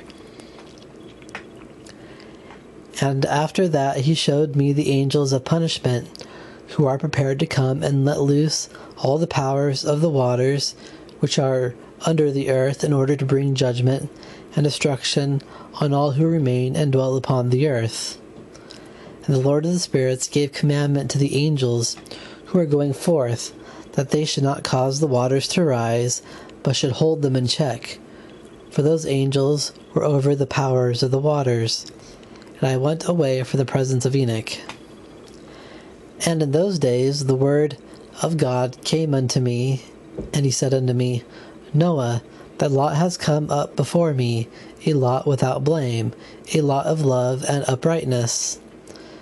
Now then shall the angels labor at the trees, but when they proceed to this, I will put my hand upon it and preserve it. The seed of life shall come forth from it, and a change shall take place, that the earth may not be left without inhabitant. I will establish thy seed before me forever and ever, and the seed of those who dwell with me. I shall not put it to trial on the face of the earth, but it shall be blessed and multiply on the earth in the name of the Lord. And he will imprison those angels who have shown unrighteousness in that burning valley, which my grandfather Enoch had formerly shown to me in the west, among the mountains of gold, and silver, and iron, and mixed metal, and tin. And I saw that valley, in which there was a great convulsion, and the waters were troubled. And when all this took place, from that fiery mixed metal, and from the convulsion thereof, in that place, there was produced a smell of sulphur, and it was connected with those waters. And the valley of the angels who had led astray burned beneath that land. And through that valley rivers of fire were flowing, to which those angels shall be condemned, who led astray the inhabitants of the earth. Those waters shall become in those days a poisonous drug of the body, and a judgment of the spirit unto the kings, rulers, and exalted, and those who dwell on the earth. Lust shall fill their souls, so that their bodies shall be punished, for they have denied the Lord of the spirits. They shall see their own punishment every day, but cannot believe in his name. And as the inflammation of their bodies shall be great, so shall their spirits undergo a change forever. For no word which is uttered before the Lord of the spirits shall be in vain. For the judgment shall come upon them, because they believed in the lust of their body, and denied the Spirit of the Lord. And these waters will undergo a change in those days. For on the one hand, when those angels are being punished by these waters, the temperatures of those fountains of water will be altered and become hot. But on the other hand, when the angels ascend, those waters of the fountains shall be transformed and become cold. And I heard Michael answering and saying, This judgment wherewith the angels are judged is a testimony against the kings and the rulers who control the world. For these waters of judgment are poison to the bodies of the angels, as well as death to their flesh. Hence they will neither see nor believe that these waters become transformed, and become a fire that burns forever. And after this he gave me the signs of all the secret things in the book of my grandfather Enoch, and in the parables which have been given to him, inserting them for me among the words of the book of parables. And on that day Michael answered Raphael and said, The power of the Spirit grabs me and causes me to go up on account of the severe judgment of the secrets. Who is able to endure the severe judgment which has been executed, and before which they melt away? And Michael answered again and said to Raphael, Who is he whose heart is not softened concerning it, and whose reins are not troubled by this word of judgment that has gone forth upon them because of those who have thus let out? Then it happened that when they stood before the Lord of the Spirits, Michael said to Raphael thus, They shall not prosper before the eye of the Lord, for they have quarreled with the Lord of the Spirits, because they act in the style of the Lord. Therefore all that which has been concealed shall come upon them forever and ever, for neither an image nor a man should be made for him, but alone they have received their judgment forever and ever. And after this judgment they shall terrify and make them to tremble, because they have shown this to those who dwell on the earth. Behold the names of those angels. These are their names. The first of them is Samyaza, the second Arstikapha, the third Armen, the fourth Kakabeel, the fifth Turel, the sixth Rumiel, the seventh Daniel, the eighth Kael, the ninth Barakel, the 10th Azazel, the 11th Armers, the 12th Batarial, the 13th Basasael, the 14th Ananel, the 15th Turial, the 16th Simapisiel, the 17th Yatarel, the 18th Tumael, the 19th Tarel, the 20th Rumel, the 21st Azaziel. These are the chiefs of their angels, and the names of the leaders of their hundreds, and the leaders of their 50s, and the leaders of their 10s. The name of the first is Yakun. He it was who led astray all the sons of the angels, and brought them down to earth, and led them astray through the daughters of men. The name of the second is Kesabel, who imparted evil counsel to the sons of the angels, and induced them to corrupt their bodies with the daughters of men. The name of the third is Gadriel. He showed every stroke of death to the children of men. He led astray Eve, and showed to the children of men the instruments of death, the coat of mail, the shield, and the sword for slaughter, every instrument of death to the children of men. From his hands it proceeds against those who dwell upon the earth from that day forever. The name of the fourth is Penemue. He taught to the children of men bitterness and sweetness, and pointed out to them every secret of their wisdom. He taught men to understand writing and the use of ink and paper. Therefore numerous have been those who have gone astray from every period of the world, even to this day. For men were not born for this, to take up their beliefs with pen and ink. For men were not created but to be like angels, permanently to live pure and righteous lives. Death, which destroys everything, would have not touched them, had it not been through their knowledge, by which they shall perish. It is eating us by means of this power. The name of the fifth is Cassiade. He showed to the children of men every wicked stroke of spirits and demons, the stroke of the embryo in the womb, to crush it, the stroke of the bite of the serpent, and the stroke which is given in the midday, the son of the serpent, whose name is Tabata. And this is the number of Casbel, the chief of the oath, which he revealed to the holy ones while he was still dwelling in the highest in glory. His name was then Bika, and he spoke to Michael to disclose to him his secret name, so that he would memorize this secret name of his, so that he would call it up in an oath, in order that they shall tremble from it and the oath. He then revealed these to the children of men, and all the hidden things, and his power of this oath, for it is power and strength itself. The evil one placed this oath in Michael's hand. These are the secrets of this oath, and they are sustained by the oath. The heaven was suspended before the creation of the world, and forever. By it the earth is founded upon the water. From the hidden places of the mountains come beautiful waters, from the creation of the world, and forever. By that oath the sea was created. And he put down for it a foundation of sand, which cannot be transgressed at a time of its anger, from the beginning of creation and forever. And by that oath the depths are made firm. They stand still, and do not move from their places from the beginning and forever.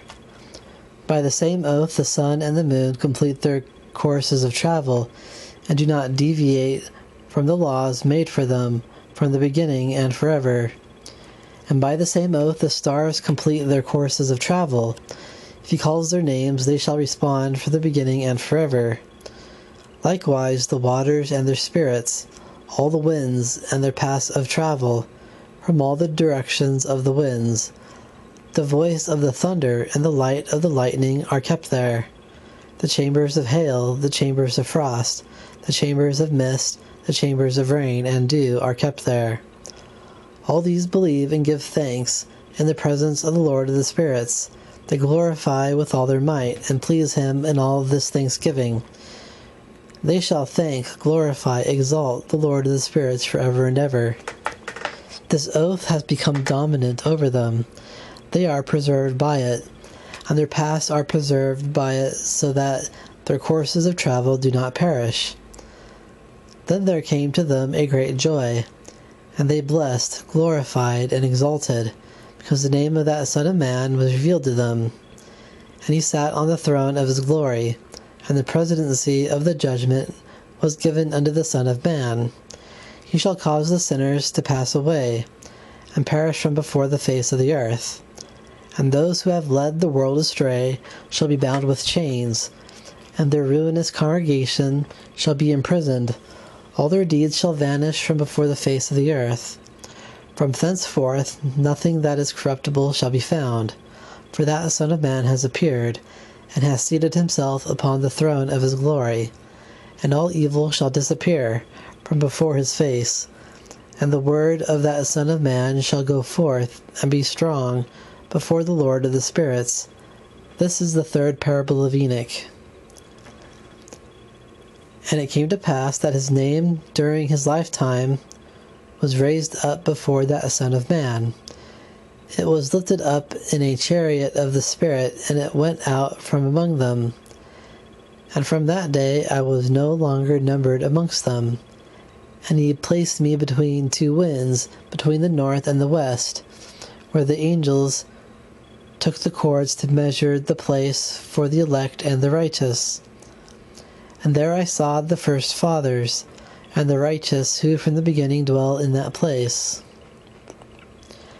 And it came to pass after this that my spirit was translated, and it ascended into the heavens. And I saw the sons of the holy angels treading on flaming fire, whose garments and robes were white, and whose countenances shone like snow. And I saw 2 rivers of fire, and the light of the fire shone like hyacinth. And I fell on my face before the Lord of the spirits. And the angel Michael, one of the archangels, took me by the right hand, raised me up, and led me forth to all the secrets of mercy. And he showed me all the secrets of righteousness. And he showed me all the secrets of the ends of the heaven, and all the chambers of the stars, and all the luminaries, whence they proceed before the face of the holy ones. And he translated my spirit into the heaven of heavens. I saw there, as it were, a structure built of crystals, and between those crystals tongues of living fire. And my spirit saw a ring which encircled the structure of fire. On its 4 sides were rivers full of living fire, which encircled that structure. And round about were seraphim, cherubim, and ophanim. And these are they who sleep not, and guard the throne of his glory. And I beheld angels innumerable, thousands of thousands, and myriads of myriads, who surround that habitation. And Michael and Raphael and Gabriel and Phanuel and the holy angels who were in the heavens above went in and out of it. And Michael and Raphael and Gabriel and Phanuel went out of that habitation, and holy angels innumerable. With them was the Ancient of Days, whose head was white as wool and pure, and his robe was indescribable. I fell upon my face, while my whole body became relaxed, and my spirit was transfigured. I cried out with a loud voice, with a powerful spirit, blessing, glorifying, and exalting. And those blessings which proceeded from my mouth became acceptable in the presence of the Ancient of Days. The Ancient of Days came with Michael, and Gabriel, and Raphael, and Phanuel, with thousands of thousands and myriads of myriads, which could not be numbered. Then an angel came to me, and with his voice saluted me, saying, Thou Son of Man, who art born for righteousness, and righteousness has rested on thee. The righteousness of the Ancient of Days shall not forsake thee. He added and said to me, On thee shall he confer peace in his name, which exists forever.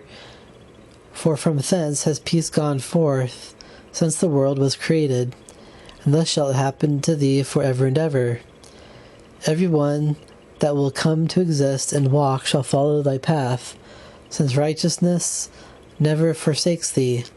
Together with thee shall be their habitations, and together with thee shall be their portion. They shall not be separated from you forever and ever and ever. And so there shall be length of days with that Son of Man, and the righteous shall have peace, and an upright way, in the name of the Lord of the spirits forever and ever.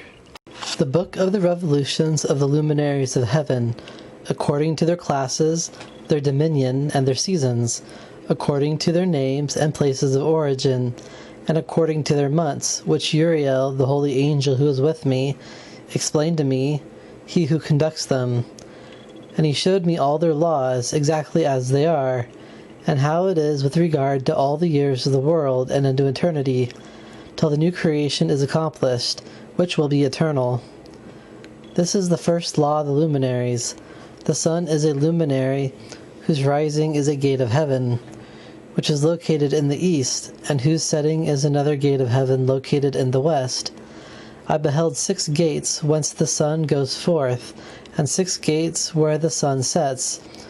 The moon also rises and sets through the same gates, and are guided by the stars, together with those whom they lead. They are 6 in the east and 6 in the west. Heaven. All of them are arranged one after another, in a constant order. There are many windows both to the left and the right of these gates. First proceeds forth that great luminary, which is called the sun, the orb of which is the orb of heaven, and he is quite filled with illuminating and heating fire. The chariot on which he ascends, the wind blows. The sun sets in heaven and returns through the north in order to reach the east, and is so guided that he comes to that gate and illuminate the face of heaven. In the same manner he goes forth in the first month by a great gate. He goes forth through the 4th of those 6 gates. And in the 4th gate, from which the sun rises, in the first month are 12 open windows, from which issue out a flame, when they are opened at their proper seasons. When the sun rises in heaven, he goes forth through this 4th gate 30 days, and by the 4th gate in the west of heaven, and sets accurately in the 4th gate in the west of heaven. During that period the day is lengthened from the day, and the night curtailed from the night for 30 mornings. And then the day is longer by 2 parts than the night. The day is precisely 10 parts, and the night is 8. The sun goes forth through this 4th gate, and sets in it, and turns to the 5th gate during 30 mornings, after which he proceeds from and sets in the 5th gate. Then the day becomes lengthened by a 2nd portion, so that it is 11 parts, while the night becomes shortened, and is only 7 parts. The sun returns to the east, entering into the sixth gate, and rising and setting in the sixth gate 31 mornings on account of its sign. On that day, the day is longer than the night, being twice as long as the night, and becomes 12 parts. But the night is shortened and becomes 6 parts. Then the sun rises up, that the day may be shortened, and the night lengthened. And the sun returns towards the east, entering into the sixth gate, where it rises and sets for 30 mornings. When 30 mornings are completed, the day becomes shortened precisely 1 part, so that it is 11 parts, while the night is 7 parts. Then the sun goes from the west, from that sixth gate, and proceeds eastward, rising in the fifth gate for 30 mornings, and setting again westward in the fifth gate of the west. On that day the day becomes shortened 2 parts, and is 10 parts, while the night is 8 parts. Then the sun goes from the fifth gate, as it sets in the fifth gate of the west, and rises in the fourth gate for 31 mornings, on account of its sign setting in the west. On that day the day is made equal with the night, and being equal with it, the night becomes 9 parts, and the day 9 parts. Then the sun goes from that gate as it sets in the west, and returning to the east, proceeds by the third gate for 30 mornings, setting in the west at the third gate. On that day the night becomes longer than the day, and night becomes longer than the night, and day shorter than day for 30 mornings, the night being 10 parts precisely, and the day 8 parts. And the sun rises from the third gate, and sets in the third gate in the west, and returns to the east, and for 30 mornings rises in the second gate in the east, and in like manner sets in the second gate in the west of heaven.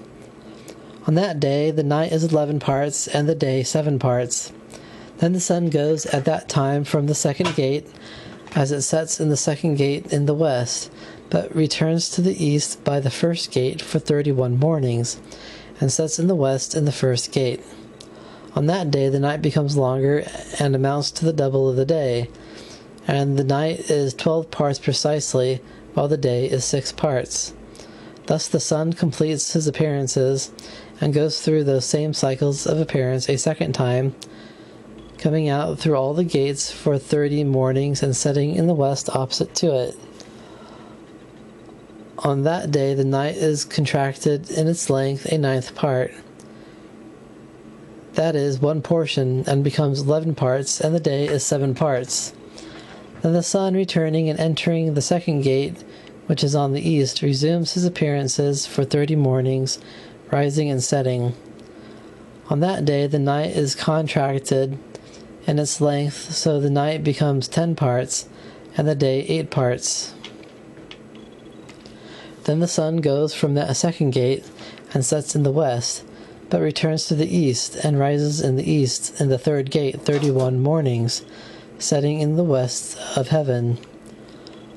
On that day the night becomes shortened, and becomes 9 parts, and the day 9 parts, and the night is equal with the day.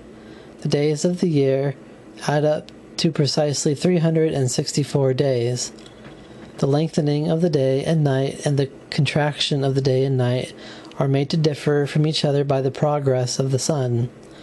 By means of this progress the day is daily lengthened, and the night greatly shortened.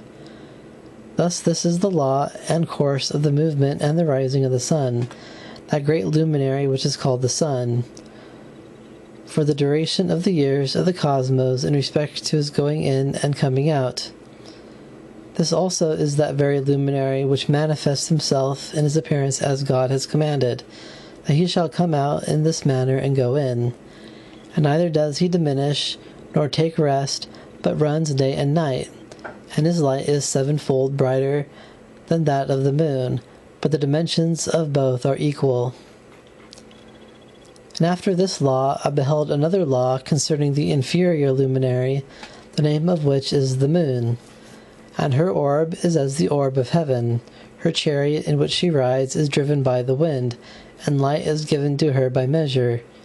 Every month at her exit and entrance she becomes changed, and her days are as the days of the sun. and when her light is full, her light is a seventh portion from the light of the sun. She rises in this manner. Her head faces the east, coming out on the 30th morning. On that day, the 30th day, she manifests herself, and she appears with the sun in the gate through which the sun exits, and you have the beginning of the month. And the one half of her goes forth by a seventh part, and the whole of her orb is as though she is without light, except a seventh portion of the 14 portions of her light. On the day when she receives a seventh portion of the half of her light, as the sun sets, her light amounts to a seventh part of one half of it. And when the sun rises, the moon rises with him, receiving a half a portion of light. On that night, in the beginning of her morning, on her first lunar day, the moon sets with the sun, and on that night she is dark in respect to her 13 parts that night. On that day she rises and shines with a seventh portion. Then she comes out and recedes toward the east, away from where the sun rises, continuing to be brighter in 1/6 of 1/7 of one half of the light of the sun during the remaining days. Then I saw another course, a law for her, how according to that law she performs her monthly revolution. And all these Uriel, the holy angel, who is the leader of them all, showed them to me, and I wrote down their months as they were, and the appearance of their lights, till 15 days were accomplished. The moon wanes in 15 steps, during a period of 15 days, and waxes in 14 steps in the east and the west. And in certain months she alters her setting, and in certain months she pursues her own peculiar course. In 2 months the moon sets with the sun in those 2 middle gates, the 3rd and the 4th. She goes forth for 7 days, and turns about and returns again through the gate where the sun rises and accomplishes all her light. And when the sun goes forth from the 4th gate, she goes forth 7 days, until she goes forth from the 5th, and turns back again in 7 days into the 4th gate, and accomplishes all her light. And she recedes and enters into the first portal in 8 days. And she returns again in 7 days into the 4th gate, from which the sun goes forth. Thus I saw their position, how the moon rose and the sun set in those days. At those times there is an excess of 30 days belonging to the sun in 5 years, all the days belonging to each year. Of the 5 years, when completed, amount to 364 days. And to the sun and stars belong 6 days, 6 days in each of the 5 years. Thus 30 days belong to them, so that the moon has 30 days less than the sun and stars. They bring all the years exactly, that their stations may come neither 2 forwards nor 2 backwards a single day, but that the years may be changed with correct precision in 364 days. In 3 years the days are 1,092. In 5 years they are 1,820, and in 8 years 2,912 days. To the moon alone belong in 3 years 1,062 days. In 5 years there are 1,770 days, so that she falls behind by 50 days in 5 years. Thus it is for the moon. And the days of the moon in 8 years are 2,832 days, for in 8 years she falls behind to the amount of 80 days. All the days she falls behind in 8 years are 80. The years then become truly complete according to the station of the universe, and the station of the sun, which rise the different gates, which rise and set in them for 30 days. The leaders of the chiefs of the thousands, which are appointed over all creation, and over all the stars, have also to do with the 4 days which are added and never separated from the fixed stations according to the computation of the year. And these render service on the 4 days, which are not computed in the computation of the year. Respecting them, men greatly err, for these luminaries truly serve in the fixed positions in the cosmos. 1 day in the first gate, 1 in the third gate of heaven, 1 in the fourth gate, and 1 in the sixth gate. And the exactness of the year is accomplished through its separate 364 stations. Thus the signs, the seasons, the years, and the days Uriel showed me, the angel whom the Lord of glory has appointed over all the luminaries of heaven and heaven, and in the world, in order that they, the sun, the moon, the stars, and all the created creatures which circulate in all the chariots of heaven, should roll in the face of the heaven, and be seen on the earth to be guides for the day and the night. Likewise, Uriel showed me 12 wide gates in the heaven, along the course of the chariots of the sun, from which the rays of the sun break out, and from which heat is diffused upon the earth, when they are open during their designated seasons. Their gates affect the winds and the spirit of the dew. 12 gates I beheld in heaven, at the ends of the earth, through which the sun, moon, and stars, and all the works of heaven proceed at the rising and setting.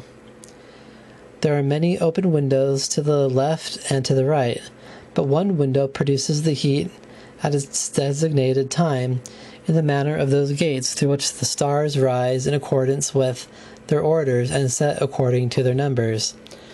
I saw likewise the chariots of heaven running in the cosmos, above those gates in which revolve the stars that never set.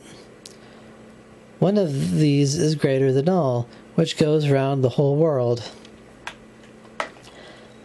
And at the ends of the earth I beheld 12 gates open for all the winds, from which they proceed and blow over the earth. 3 of them are open in the front of heaven, 3 in the west, 3 on the right side of heaven, and 3 on the left.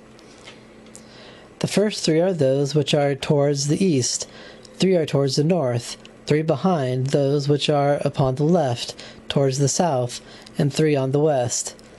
From 4 of them proceed winds of blessing, and from 8 proceeds winds of punishment, when they are sent to destroy the earth, the water upon her, all those who dwell upon her, and all which are in the waters or on dry land. And the first wind from those gates, called the east wind, comes forth through the first gate which is in the east, inclining towards the south. From it comes forth desolation, drought, heat, and destruction. And through the second gate in the middle proceeds rain and fruitfulness, together with dew. And through the third gate, which lies toward the north, come cold and drought. And after these come forth the south winds through 3 gates. Through the first gate of them, inclining to the east, comes forth a hot wind. And through the middle gate next to it there comes forth fragrant smells, and dew and rain, and prosperity and health.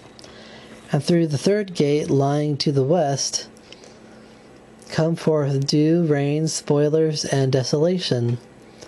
After these there goes forth the north winds, whose name is Bar. These proceed from the 7th gate, which is in the direction of the east, toward the south, dew, rain, spoilers, and desolation. And from the middle gate come in a direct direction health and rain and dew and prosperity. And through the third gate in the west come cloud and hoarfrost and snow and rain and dew and spoilers. And after these are the west winds. Through the first gate adjoining the north come forth dew and hoarfrost and cold and snow and frost. And from the middle gate come forth dew and rain, prosperity and blessing. And through the last gate, which adjoins the south, come forth drought and desolation and burning and destruction. And the 12 gates of the 4 quarters of the heaven are therewith completely described, and all their laws, and all their plagues, and all their benefactions have I completely explained to thee, my son Methuselah. The first wind is called the Orient, because it is the first. The second is called the South, because the Most High there descends. And there descends he who is blessed forever. And the great quarter they call the West quarter, because there go the stars of heaven. There they set, and there all stars enter. And the north they call North, because in it all the vessels of the heavens hide, and gather together and revolve, and proceed to the east of the heavens. And the east they call Midna, because from there arise the vessels of the heavens. And also they call it Mizra, because thence they arise. And I saw 3 sections of the earth, one for the dwelling of the sons of man in it, and one of them for all the seas and the rivers, and one of them for the deserts, and for the 7, and for the paradise of righteousness. 7 high mountains I beheld, higher than all the mountains of the earth, from which frost proceeds, while days, seasons, and years depart and pass away. 7 rivers I beheld upon earth, greater than all rivers, one of which takes its course from the west. Into the great sea its water flows. 2 come from the north to the sea, their waters flowing into the Erythraean Sea on the east. And the remaining 4 come forth on the side of the north to their own sea, 2 of them to the Erythraean Sea, and 2 are poured into the great sea, where also it is said there is a desert. 7 great islands I saw in the sea and in the land, 2 in the land and 5 in the great sea. The names of the sun are these: the first Ariares, and the second Tomas. The moon has 4 names. The first is Asonia, the second Elba, the third Benasse, and the fourth Erai. These are the 2 great luminaries, whose orbs are as the orbs of heaven, and the dimensions of both are equal. In the orb of the sun there is a 7th portion of light, which is added to it from the moon. By measure it is put in, until the 7th portion of the light of the sun is departed. And they set and enter the gates of the west, and make their revolution by the north, and come forth through the eastern gates over the face of heaven. When the moon rises, she appears in heaven, and the half of a 7th portion of light is all which is in her. In 14 days the whole of her light is completed. 15 parts light is put into her. Her light becomes completed, according to the signs of the year, becoming 15 parts. The moon has half of a 7th portion. During her diminution, on the first day, her light decreases a 14th part. On the second day, it decreases a 13th part. On the third day, a 12th part. On the 4th day, an 11th part. On the 5th day, a 10th part. On the 6th day, a 9th part. On the 7th day, it decreases an 8th part. On the 8th day, it decreases a 7th part. On the 9th day, it decreases a 6th part. On the 10th day, it decreases a 5th part. On the 11th day, it decreases a 4th part. On the 12th day, it decreases a 3rd part. On the 13th day, it decreases a 2nd part. On the 14th day, it decreases a half of its 7th part. And on the 15th day, the whole remainder of its light is consumed. On stated months, the moon has 29 days, and certain others 28 days. Uriel likewise showed me another law, when light is poured into the sun, how it is poured into it from the sun. All the time that the moon is in progress with her light, it is poured into her in the presence of the sun, until her light is in 14 days completed in heaven. And when she is wholly extinguished, her light is consumed in heaven. And on the first day she is called the new moon, for on that day light is received into her. These become precisely completed on the day that the sun descends into the west, while the moon ascends at night from the east, shining in the night until the sun rises opposite of her, and she is over against the sun. Where light comes to the moon, there again it decreases until all her light is extinguished, and the days of the moon pass away. Then her orb remains empty, void of light. And 3 months she makes of 30 days, and at her time she makes 3 months of 29 days each, in which she accomplishes her waning in the first period of time, and in the first gate for 177 days. And in the time of her going out she appears for 3 months of 30 days each, and for 3 months she appears of 29 each. At night she appears like a man, and by day she appears like the heaven, and there is nothing else in her save her light. And now, my son Methuselah, I have shown thee everything, and the law of all the stars of heaven is finished. He showed me all the laws respecting these for every day, for every season, and for every year, the procession of each one according to the commandment, every month and every week.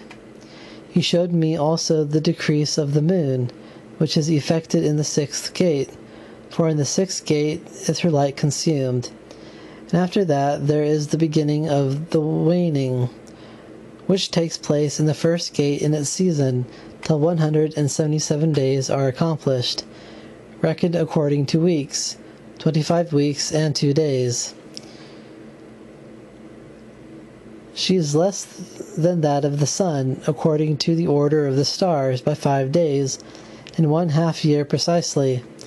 Such is the appearance of the picture of all the luminaries, which Uriel, the archangel, who is their leader, showed unto me. In those days Uriel answered and said to me, Behold, I have shown thee all things, O Enoch, and all things have I revealed to thee. Thou seest the sun, the moon, and those who guide the stars of heaven, as well as those who turn their activities and their seasons, and rotate their processions. In the days of the sinners the year shall be cut short. Their seed shall lag behind in their lands, and in their fertile fields, and everything done on earth shall be subverted, and shall not appear in their time. The rain shall be restrained, and heaven shall stand still. In those days the fruits of the earth shall be late, and not grow in their season, and the fruits of the tree shall be withheld in their season. The moon shall alter her order, and not appear in her cycles. But in those days shall heaven be seen, and it shall arrive in the evening, in the ends of the great chariot in the west, and it shall shine more brightly, exceeding the normal order of light. Many of the chiefs of the stars shall err, perverting their ways and works, and shall not appear in their seasons, which have been prescribed for them. And the whole order of the stars shall be concealed from the sinners, and the thoughts of those on the earth shall err concerning them, and they shall modify all their ways. They shall transgress and think themselves gods, and evil shall be multiplied upon them, and plagues shall come upon them, so that all of them shall be destroyed. Then he said unto me, Look on the tablet of heaven, and read what is written thereon, and understand every part of it. And I looked on the tablet of heaven, and read everything which was written, and understood everything. I read that book of all the deeds of man, and of all the children of the flesh upon the earth, and of all the generations of the world. At that very moment I blessed the great Lord, the King of glory, forever, for he has formed the whole workmanship of the world. I praised the Lord because of his patience, and I wept because of the children of men upon the earth. After that I said, Blessed is the man who dies righteous and upright, against whom no record of unrighteousness has been written, upon whom no guile has been found. Then the 7 holy ones, they brought me and placed me on the earth before the door of my house. And they said unto me, Declare everything to thy son Methuselah, and show to all thy children that no flesh can be just before the Lord, for he is their Creator. 1 year we will leave thee with thy son, so that thou mayest teach thy children commandments, and write it down for them, and make all of thy children hear. And in the 2nd year they shall take thee from their midst. Let thy heart be strong, for the upright shall announce righteousness to the upright. And the righteous shall rejoice with the righteous, and shall offer congratulation to one another. But the sinners shall die together with the sinners, and the apostate shall sink together with the apostate. And those who do righteousness shall not die on account of the works of men, and shall be gathered together on account of the works of the wicked. And in those days they finished conversing with me, and I returned to my fellow men, blessing the Lord of the universe. Now, my son Methuselah, all these things I speak unto thee, and write for thee. To thee I have revealed all, and have given thee books concerning all these things. Preserve, my son Methuselah, the books of the hand of thy father, that thou mayest deliver them to the generations of the world. Wisdom have I given to thee, to thy children, and thy posterity, that they may give it to their own children, and to the generations that are discerning. And those who comprehend it shall not slumber, but shall hear with their ears, that they may learn this wisdom. And it shall please those who feast on it more than good food. Blessed are all the righteous. Blessed are all those who walk in the way of righteousness, and sin not as the sinners.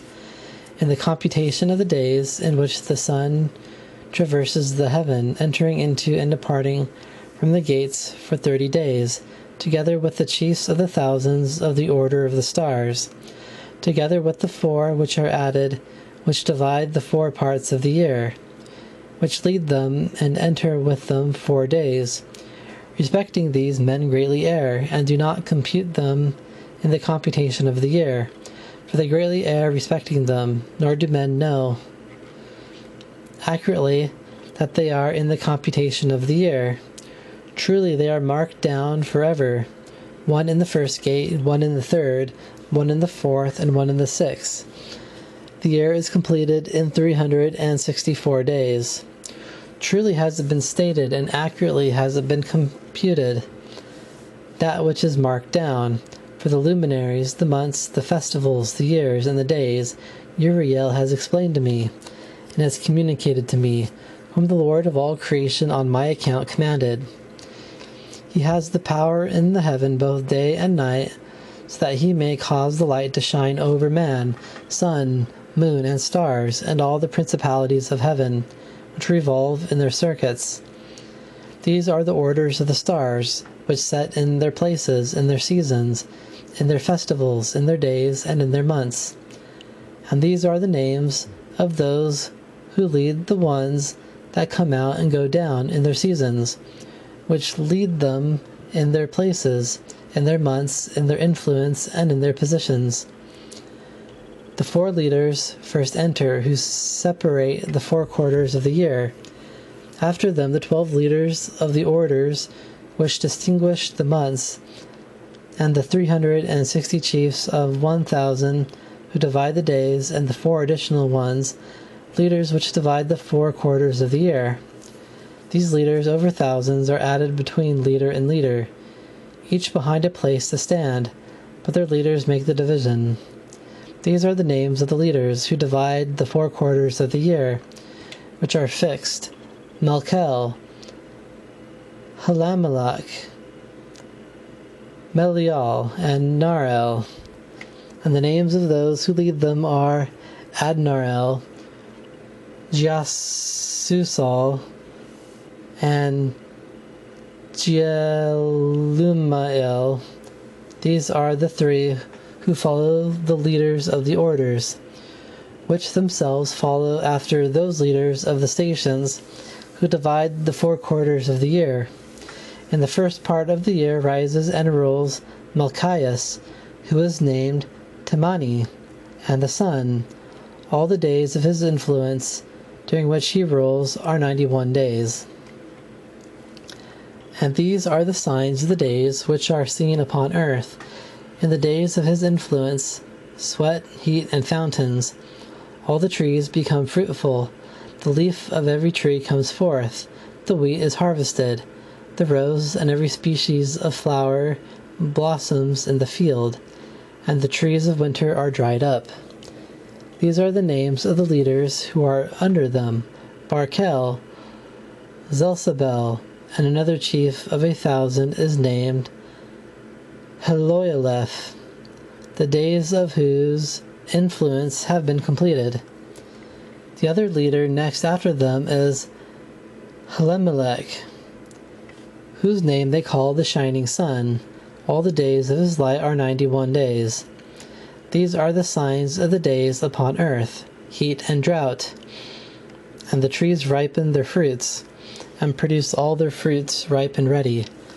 And the sheep pair and become pregnant, and all the fruits of the earth are gathered in. And everything that is in the fields and the winepress, these things take place during the time of his influence. These are the names and the orders and the leaders of those chiefs of thousands: Gedaliel, Kiel, and Hiel. And the name of the additional leader of 1,000 is Asphael. The days of his influence have been completed. And now, my son Methuselah, I will show thee all the visions which I have seen, recounting them before thee. I saw 2 visions before I took a wife, and the one was quite unlike the other. The first when I was learning books, and the second before I took your mother. I saw a terrible vision regarding which I prayed to the Lord. I was lying down in the house of my grandfather Mahalalel, and I saw in a vision the heaven being hurled down and snatched and falling upon the earth. And when it fell to the earth, I saw how the earth was swallowed up into the great abyss, and mountains were suspended upon mountains, and hills sank down upon hills, and high trees were rent from their stems, and hurled down and sunk in the abyss. And thereupon a word fell into my mouth, and I began crying aloud, saying, The earth is being destroyed. And my grandfather Mahalalel waked me up, and said unto me, Why dost thou thus cry out, my son? And why dost thou thus lament? And I related to him the whole vision which I had seen. And he said unto me, A terrible thing hast thou seen, my son. Thou hast seen in thy dream a powerful vision, all the sins of the whole world, as it was sinking into the abyss and being destroyed with great destruction. Now, my son, rise up and beseech the Lord of glory, for thou art faithful, that a remnant may be left upon earth, and that he would not wholly destroy it. My son, from heaven all this will come upon the earth, and upon the earth there will be great destruction. After that I rose and prayed and implored and besought, and wrote down my prayer for the generations of the world. And I will show everything to thee, my son Methuselah. When I went out below, and looking up to heaven, beheld the sun proceeding from the east, the moon descending to the west, a few stars, and everything which he has known from the beginning. I blessed the Lord of judgment, and magnified him, because he hath sent forth the sun from the windows of the east, that, ascending and rising in the face of heaven, it might spring up, and pursue the path which has been pointed out to it.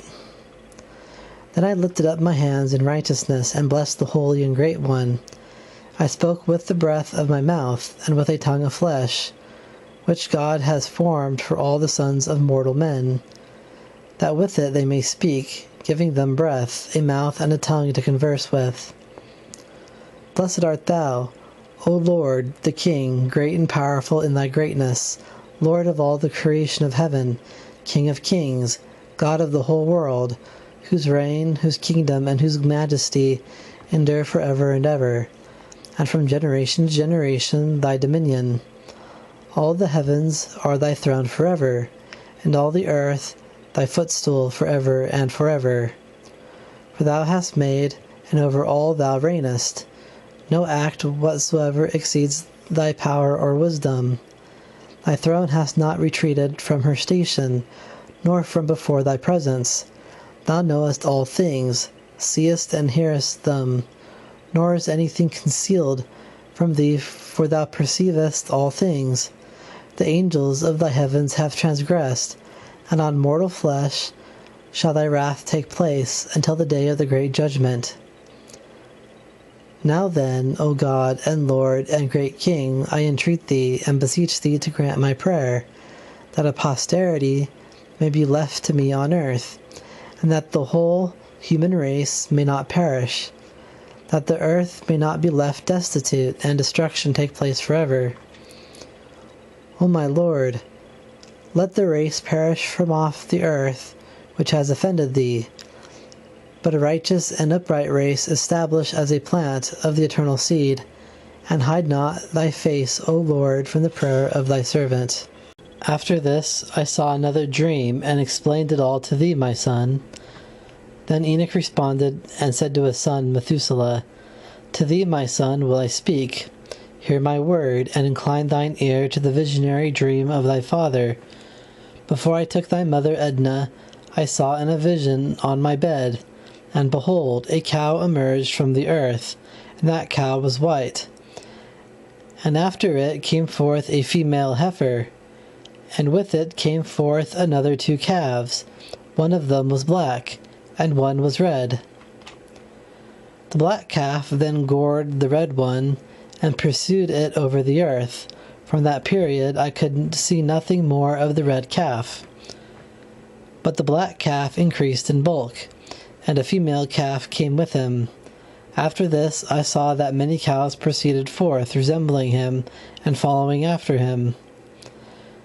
That female heifer, the first one, also went out from the presence of the first cow, and sought the red heifer, but she found him not, and she lamented with a great lamentation while she was seeking him. Then I looked until that first cow came to her, from which time she became silent and ceased to lament. Afterwards she calved another white cow, and again calved many cows and black heifers. In my sleep also I perceived a white bull, which in like manner grew, and became a large white bull. After him many white cows came forth, resembling him, and they began to calve many other white cows, which resembled them, and followed each other. Again I saw with my own eyes as I was sleeping, and saw the lofty heaven. And as I looked, behold, a star fell down from heaven, which being raised up ate and fed among those cows. After that I perceived large and black cows, and behold, all of them changed their stalls and pasture, while their young began to lament with one another. Again I looked in the vision and surveyed heaven, when behold, I saw many stars which descended and cast themselves from heaven to where the first star was, into the midst of those young ones, and they became cows among those calves, and were pastured together with them in their midst. And I looked at them, and saw, and behold, they all let out their privy members, like horses, and began to approach the heifers of the cows, all of whom became pregnant, and brought forth elephants, camels, and asses. At these all the cows were alarmed and terrified, and began to bite with their teeth, and to devour and to gore with their horns. And they began moreover to devour those cows. And behold, all the children of the earth began to tremble and quake before them, and to flee from them. And again I saw how they began to gore each other and to devour each other, and the earth began to cry aloud. Then I raised my eyes a second time towards heaven, and saw in a vision that, behold, there came forth from heaven as it were the likeness of snow-white men. One came forth from thence, and 3 with him. Those 3 who came forth last seized me by my hand, and took me from the generations of the earth, lifted me up into a high place, and showed me a high tower above the earth, and all the hills were lower. And one said unto me, Remain here until thou perceiveth what shall come upon those elephants, camels, and asses, upon the stars, and upon all the cows? And I saw one of those four who had come forth first, and he seized the first star, which fell down from heaven, and binding it hand and foot, he cast it into an abyss. Now that abyss was narrow, and deep, empty, and dark. Then one of them drew a sword, and gave it to the elephants, camels, and asses, who began to strike each other, and the whole earth shook on account of them. And as I was beholding in the vision, behold, to one of those four who had come forth, it was ordered by heaven. And all the many stars whose privy members were like those of horses, he bound them all hand and foot, and cast them into the depths of the earth. Then one of those four went to that white cow, and taught him a mystery. He was born a cow, but became a man, and fabricated for himself a large ship. In this he dwelt, and 3 cows dwelt with him in that ship which covered them. I was looking and saw a lofty roof, with 7 water torrents thereon, and those torrents flowed with much water into an enclosure. And I saw again, and behold, fountains were opened on the surface of that great enclosure, and that water began to swell and rise upon the surface. And I saw that enclosure till all its surface was covered with water. And the water, the darkness and mist, increased upon it. And as I looked at the height of the water had risen above the height of that enclosure, and it flowed over that enclosure, and it stood higher than the earth.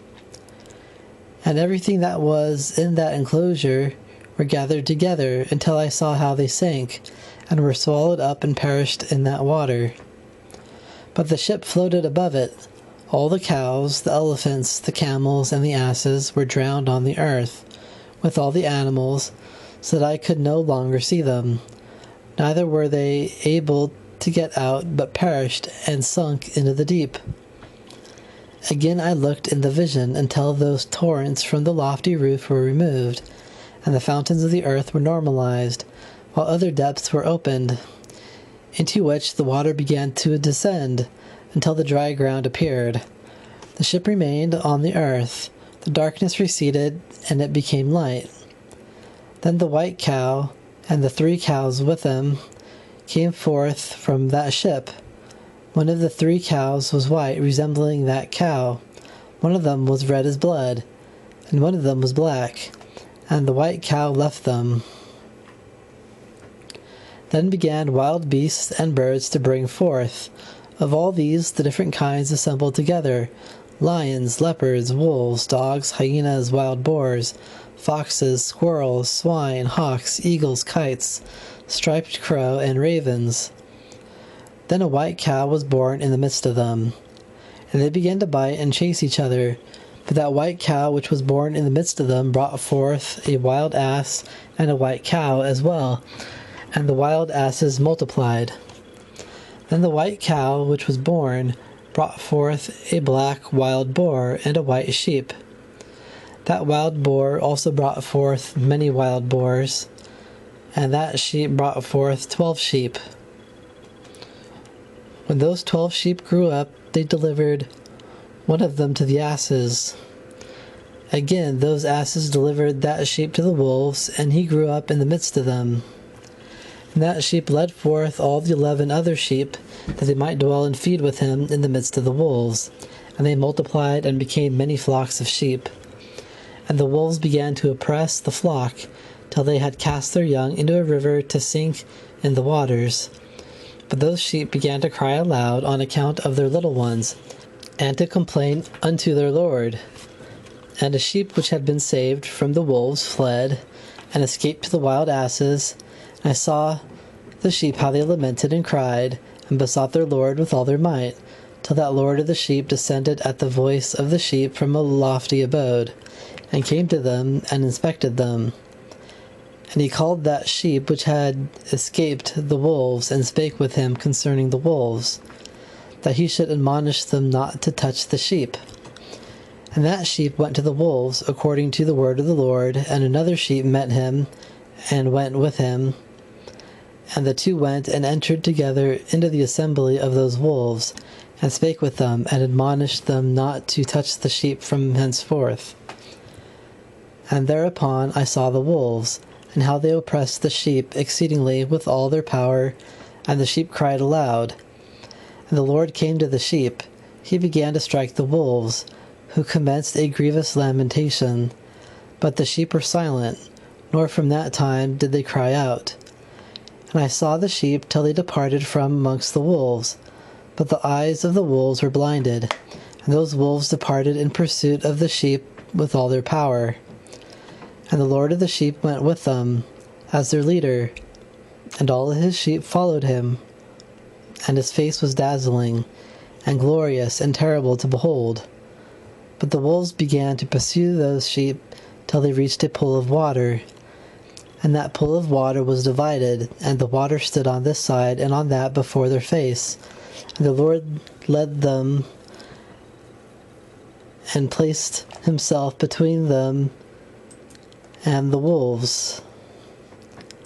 And those wolves did not yet see the sheep. They proceeded into the midst of that pool of water, and the wolves followed the sheep and ran after them into that pool of water. And when they saw the Lord of the sheep, they turned to flee before his face. But that pool of water gathered itself together and became as it had been created, and the water swelled and rose till it covered those wolves. And I saw till all the wolves who pursued those sheep perished and were drowned. But the sheep passed from that water and went forth into a wilderness, where there was no water and no grass. And their eyes were opened, and they saw. And I saw the Lord of the sheep pasturing them, and giving them water to drink and grass to eat, and that sheep going and leading them. And that sheep ascended to the summit of that lofty rock, and the Lord of the sheep sent him to them, and they all stood at a distance. And after that I saw the Lord of the sheep, who stood before them, and his appearance was great and terrible and majestic. And all those sheep saw him, and were afraid before his face. And they all feared and trembled because of him. And they cried to that sheep with them, which was amongst them, We are not able to stand before our Lord, or to behold him. And that sheep which led them again ascended to the summit of that rock. But the sheep began to be blinded, and to wander from the way which he had shown them. But that sheep was not aware of it. And the Lord of the sheep was wrathful exceedingly against them. And that sheep discovered it, and went down from the summit of the rock, and came to the sheep, and found the greatest part of them blinded and straying. And those who saw him feared and trembled at his presence, and desired to return to their folds. And that sheep took other sheep with him, and came to those sheep which had fallen away, slaying them.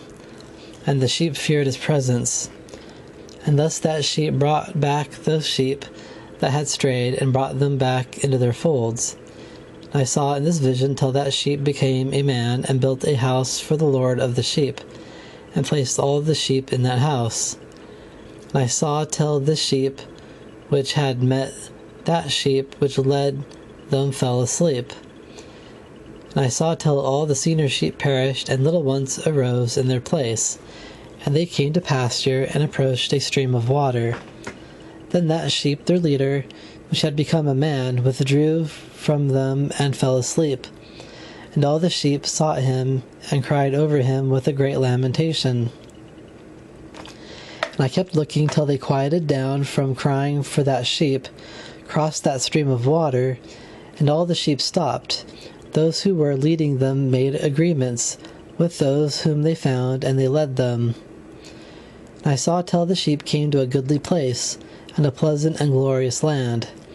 And I saw till those sheep were satisfied, and that house stood amongst them in the pleasant land. And sometimes their eyes were opened, and sometimes they were blind, until another sheep arose and led them, and brought them all back, and their eyes were opened. And the dogs and the foxes and the wild boars began to devour those sheep, till the Lord of the sheep raised up another sheep, a ram from their midst. And that ram began to butt with his horns, and to pursue with his horns, and to strike hard the foxes, and thereafter the wild boars, and he destroyed many wild boars, and thereafter let the dogs go free. But that sheep opened his eyes, and saw the ram in the midst of them, who had deserted his way. And he began to strike the sheep, treading upon them, and to depart out of a good way. Then the Lord of the sheep sent the sheep to another lamb, and raised him up to be a ram, and to lead them instead of that ram who had laid aside his glory.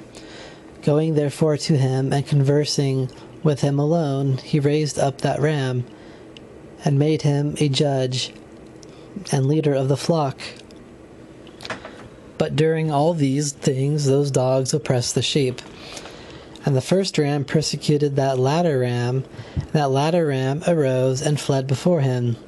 And I saw till those dogs pulled down the first ram. And that latter ram arose and led the sheep. And that ram begat many sheep, and fell asleep. And a little sheep became a ram in his place, a judge and a leader of those sheep. And the sheep grew and multiplied. And all the dogs, foxes, and wild boars feared, and fled away from him. That ram also struck and killed all the wild beasts, so that they could not again prevail in the midst of the sheep, nor at any time ever snatch them away. Then that house became great and spacious. A lofty building was built upon it for that sheep, as well as a tall and great tower upon it for the Lord of the sheep. That house was low, but the tower was really elevated and lofty. Then the Lord of the sheep stood upon that tower, and they offered a full table before him. And again I saw that those sheep wandered and went various ways, forsaking that house of his. And the Lord of the sheep called some from among the sheep, and sent them to the sheep, but the sheep began to slay them. However, one of them was not killed, but escaped alive, and fled away.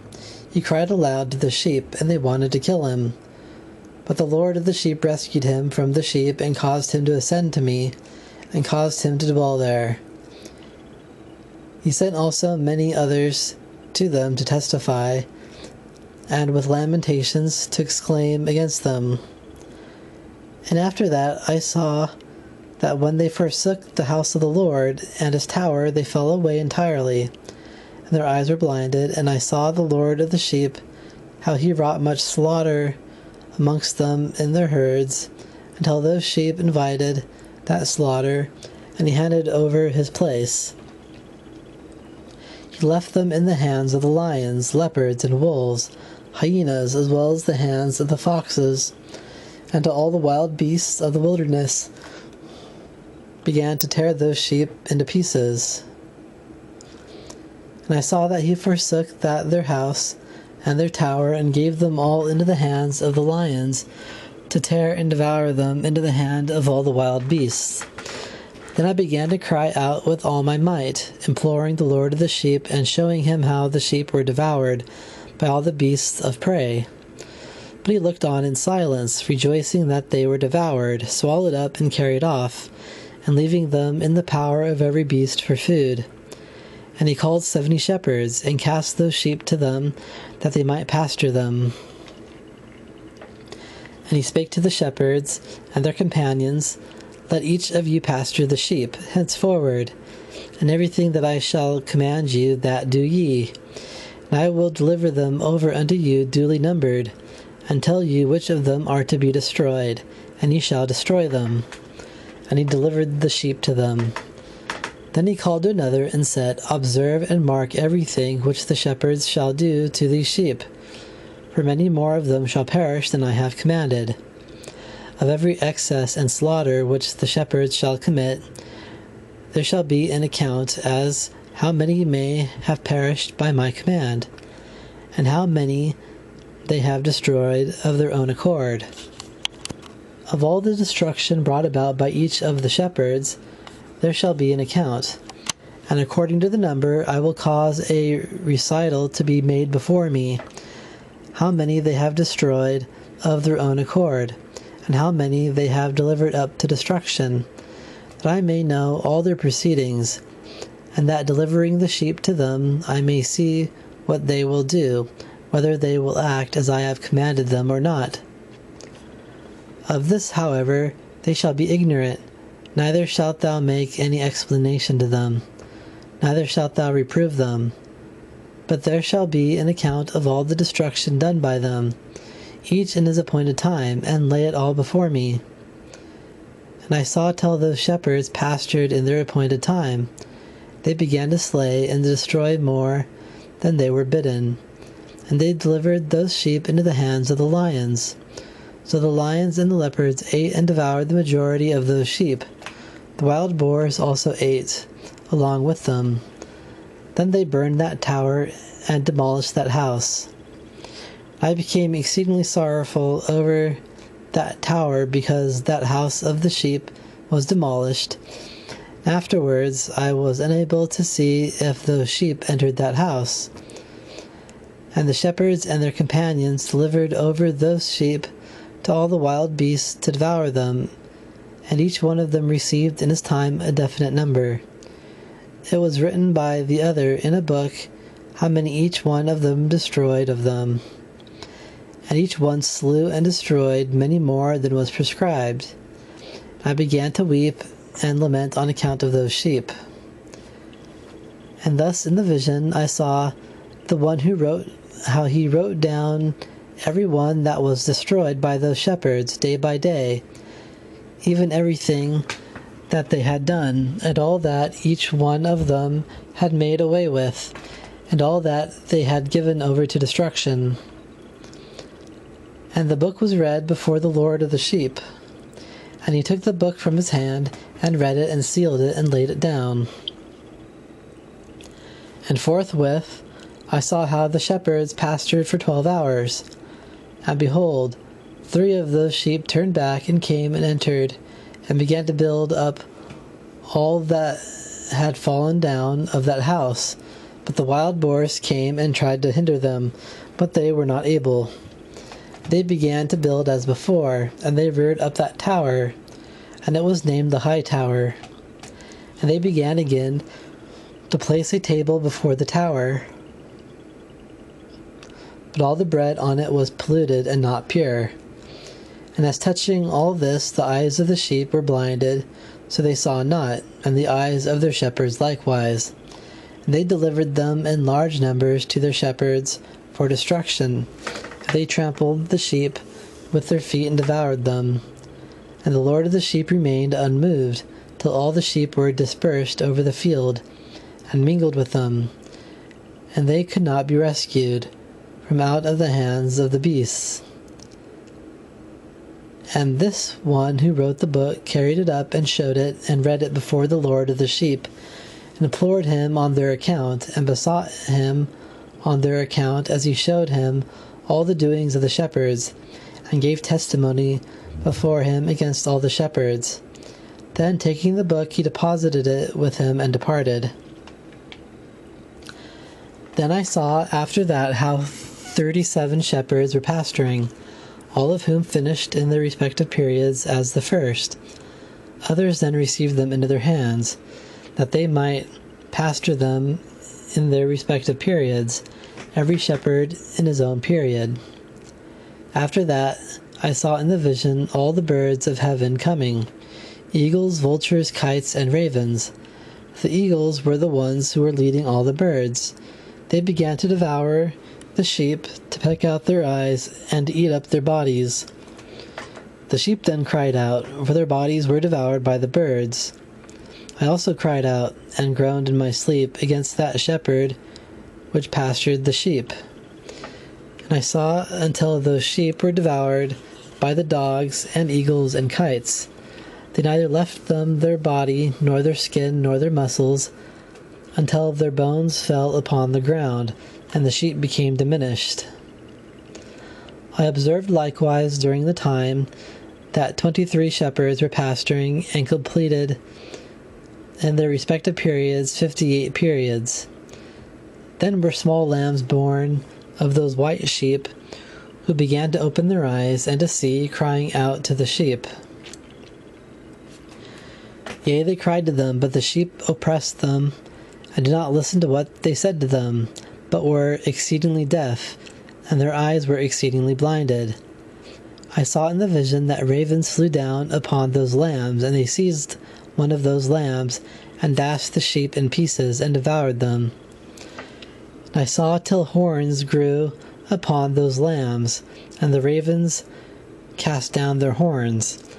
And I saw till there sprouted a great horn on one of those sheep. And he opened their eyes, and they had vision in them, and their eyes were opened. And he cried to the sheep, and the rams saw him, and ran unto him. And notwithstanding all this, those eagles and vultures and ravens and kites still kept tearing the sheep, and swooping down upon them, and devouring them. As for the sheep, they remained silent, but the rams lamented and cried out. Those ravens gather and battle with him, and seek to remove his horn, but they prevailed not over it. I saw afterward the shepherds coming. The eagles, the vultures, and kites cried aloud to the ravens, so that they should smash the horn of that ram. But he battled with them, and they fought each other, and he cried out while battling with them, so that help might come. Then I perceived that the man came who had written down the names of the shepherds, and who ascended up before the Lord of the sheep. It is he who helped it, and revealed everything. Thus help came down for that ram. And I saw till the Lord of the sheep came upon them in wrath, and all who saw him fled and fell into darkness from before his face.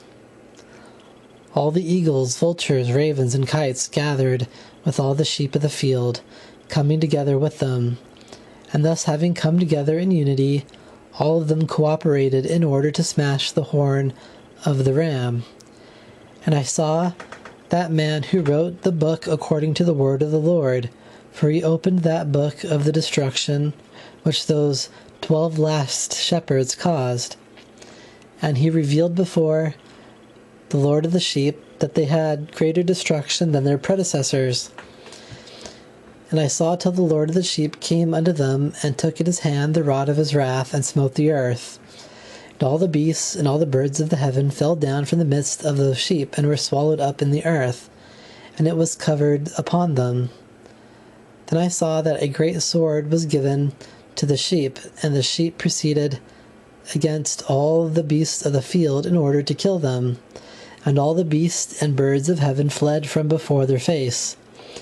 And I saw till a throne was erected in a pleasant land, and he sat upon it for the Lord of the sheep. And he took all the sealed books, and opened those very books in the presence of the Lord of the sheep. And the Lord called those men, the 7 first white ones, and commanded them to bring before him some from among the first stars that arose, and from among those stars whose privy members were like those of horses, as well as that first star which had fallen down earlier, and they brought them all before him. And he spoke to the man who wrote in his presence, who was one of the 7 white ones, saying, Take those 70 shepherds to whom I delivered up the sheep, and who, receiving them, killed more of them than I commanded. Behold, I saw them all bound, and all standing before him. And the judgment was held first over the stars, and they were judged and found guilty, and went to the place of condemnation. And they were cast into an abyss full of fire and flame, and full of pillars of fire. Then the 70 shepherds were judged, and being found guilty, were cast into this fiery abyss. And I saw at that time how another abyss, like it, full of fire, was opened wide in the midst of the earth. And they brought those blinded sheep, all of which were judged, found guilty, and cast into this fiery abyss, and they were burned. The abyss is to the right of that house. I saw those sheep burning, and their bones burning. And I stood up to see till they folded up that old house, and carried off all the pillars, and all the beams and ornaments of the house were at the same time folded up with it, and they carried it off and laid it in a place in the south of the land. And I saw till the Lord of the sheep brought a new house greater and loftier than the first, and set it up in the place of the first which had been folded up. All its pillars were new, and its ornaments were new and larger than those of the first. The old one which was gone, and all the sheep were in it. I saw all the sheep which had survived, and all the beasts of the earth, and all the birds of heaven falling down and bending the knee to those sheep and making petition to them, and obeying them in every word. And thereafter those three who were clothed in white, who had taken me up before, seized me by my hand, and the hand of that ram also seizing me, they took me up and set me down in the midst of those sheep before this judgment took place. And those sheep were all white, and their wool abundant and clean. All that had been destroyed and dispersed, and all the beasts of the field, and all the birds of the heaven assembled in that house. And the Lord of the sheep rejoiced with great joy, because they were all good, and had returned to his house. And I saw till they laid down that sword, which had been given to the sheep, and they brought it back into the house, and it was sealed before the presence of the Lord. And all the sheep were invited into that house, but it held them not. And the eyes of them all were opened, and they saw the good, and there was not one among them that did not see. I likewise perceived that the house was large, wide, and exceedingly full. I saw that a white cow was born, with large horns, and all the beasts of the field, and all the birds of the heaven feared him, and made petition to him all the time. And I saw till all their generations were transformed, and they all became white cows, and the first among them became a word, and that word became a large beast with huge black horns on its head. The Lord of the sheep rejoiced over them, and over all the cows. I myself became satiated in their midst. Then I woke up and saw everything. This is the vision which I saw while I slept, and I awoke and blessed the Lord of righteousness, and gave him glory. Then I wept with a great weeping, nor did my tears cease, that I became incapable of enduring it, but flowed down on account of what I saw. For everything shall come and be fulfilled, and all the deeds of men in their order were shown to me. On that night I remembered the first dream, and because of it I wept and was troubled, because I had seen that vision. That which was written by Enoch. He wrote all this instruction of wisdom among all the people. He is blessed and noble in all the earth, for all the offspring that dwell upon the earth, and for the latter generations which uphold uprightness and peace. Let not your spirit be troubled on account of the times, for the Holy and Great One has appointed days for all things. The righteous one shall awaken from his sleep. He shall arise and walk in the ways of righteousness, and all the way of his conduct shall be in goodness and grace forever.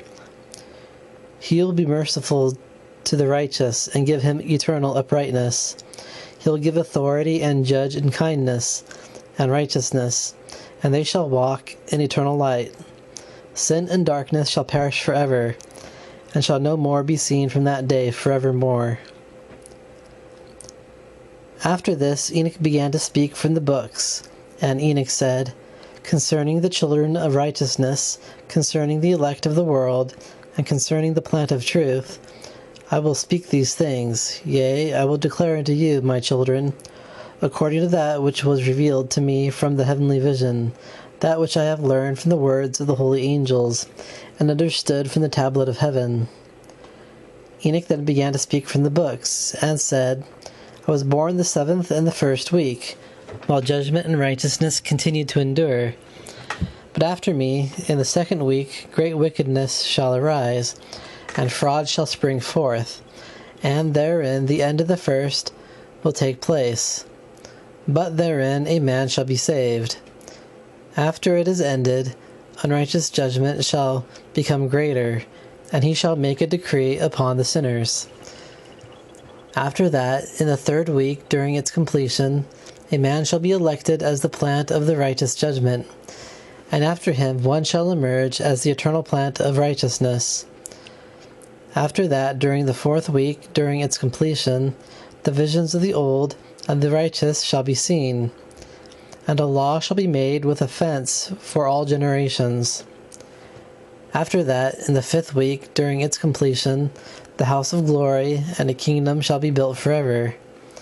After that, in the 6th week, all those who are in it shall be blinded, the hearts of all of them shall be forgetful of wisdom, and in it a man shall arise and come forth, and during its completion he shall burn the house of the kingdom with fire, and all the race of the elect root shall be dispersed. After that, in the 7th week, an apostate generation shall arise. Abundant shall be its deeds, and all its deeds perverse. During its completion, there shall be chosen the elect for witness to righteousness, from the eternal plant of righteousness, to whom shall be given the sevenfold doctrine. Then, after that, there shall be another week, the 8th of righteousness, to which shall be given a sword to execute judgment and justice upon all oppressors, and sinners shall be delivered up into the hands of the righteous, who, during its completion, shall acquire habitations by their righteousness. And the house of the great king shall be established for celebrations forever. Then, after that, in the 9th week, righteousness and right judgment will be revealed in it for all the children of the whole earth. All the workers of impiety shall entirely pass away from the whole earth, and they will be cast into the eternal pit. And all men shall see the right eternal way. And after this, on the 10th week, in the 7th day, there shall be an eternal judgment. And the time of the great judgment shall be executed in vengeance, in the midst of the holy ones. And the first heaven in it shall pass away, and a new heaven shall appear. And all the powers of heaven shall rise for all eternity with sevenfold brightness. And after this, there will be many weeks to whose number there shall be no end forever, in which they shall work good and righteousness, neither shall sin be mentioned forever. Who is there of all the children of men, capable of hearing the voice of the Holy One without trembling? Who is there capable of thinking his thoughts? Who is there that can behold all the works of heaven? And how should there be one who could behold the heaven? And who is there that could understand the things of heaven, and see a soul or a spirit, and could tell thereof or ascend, and see all their ends, and think them or do like them? And who is there of all men that could know what is the breadth and the length of the earth, and to whom has been given the shape of all of them? Or is there any man who could discern the length of heaven, and how great is its height, and upon what it is founded, and how great is the number of the stars, and where all the luminaries rest? And now, my son Methuselah, call to me all thy brethren, and assemble for me all the children of thy mother. For a voice calls me, and the Spirit is poured out upon me, that I may show you everything which shall happen to you forever. Then Methuselah went, called to him all his brethren, and assembled his kindred. And he spake unto all the children of righteousness, and said, Hear, my children, every word of your father, and listen in uprightness to the voice of my mouth. For I would gain your attention while I address you. My beloved, be attached to integrity and walk in it. Approach not integrity with a double heart, nor be associated with hypocrites, but walk, my children, in righteousness, which will conduct you in good paths, and righteousness shall be your companion. For I know that oppression will exist and prevail on earth, that on earth great punishment shall be executed, and that there shall be a consummation of all iniquity, which shall cut off from its root, and every structure shall pass away. Iniquity, however, shall again be renewed, and consummated on earth. Every act of unrighteousness, and every act of oppression and impiety shall be a second time embraced. When therefore iniquity, sin, blasphemy, tyranny, and every evil work shall increase, And when apostasy, transgression, and uncleanness also shall increase, then upon them all shall a great plague be inflicted from heaven. The Holy Lord shall go forth in wrath and with plague, that he may execute judgment upon earth. In those days oppression shall be cut off from its fountain, and from its roots iniquity together with deceit shall be destroyed from underneath heaven. All that is common with the heathen shall be surrendered. The towers shall be burnt with fire, and be uprooted from the whole earth. They shall be cast into the judgment of fire, and perish in wrath and force of the eternal judgment. And the righteous shall be raised up from slumber, and wisdom shall arise and be given unto them. And they will have rooted out the foundations of violence and the structure of falsehood therein, to execute judgment. And now, my children, I will show you the ways of righteousness and the ways of wickedness. Yea, I shall make a revelation to you, so that ye may know what will come to pass. Hear now, my children, and walk in the way of righteousness, and do not walk in the way of wickedness, for all who walk in the ways of iniquity shall perish. And now let me exhort you, my children, to love righteousness, and to walk in it. For the ways of righteousness are worthy of being embraced, but the ways of wickedness shall suddenly perish and be diminished. To certain men the ways of oppression and death are revealed as soon as they are born, but they keep far from them and do not follow them. And now I say unto you, righteous ones, walk not in the ways of evil, nor in the ways of death. Approach them not, lest ye be destroyed. But seek and choose for yourselves righteousness and the elect life. Walk in the ways of peace, that ye may live and be found worthy. Hold fast my words in the thoughts of your hearts, and let them not be erased from your hearts. For I know that sinners will counsel the people to perform evil craft, and every place will receive it, and every advice of the sinners may not diminish. Woe to those who build up iniquity and oppression, and who lay the foundation of deceit, for suddenly shall they be demolished, and never obtain peace. Woe to those who build up their houses with sin, for from their very foundations shall they be demolished, and by the sword shall they fall. Those who build a fence of gold and silver around it, they shall suddenly be destroyed. Woe to you who are rich, for in your riches have ye trusted, and from your riches shall ye depart, because ye have not remembered the Most High in the days of your prosperity.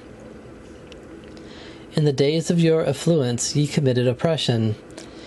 Ye have become ready for the day of slaughter, and for the day of darkness, and the day of the great judgment. This I speak and declare unto you, He who hath created you will overthrow you, and for your fall there shall be no mercy, and your Creator will rejoice at your destruction. Your righteous ones shall be a reproach in those days to the sinners and the wicked.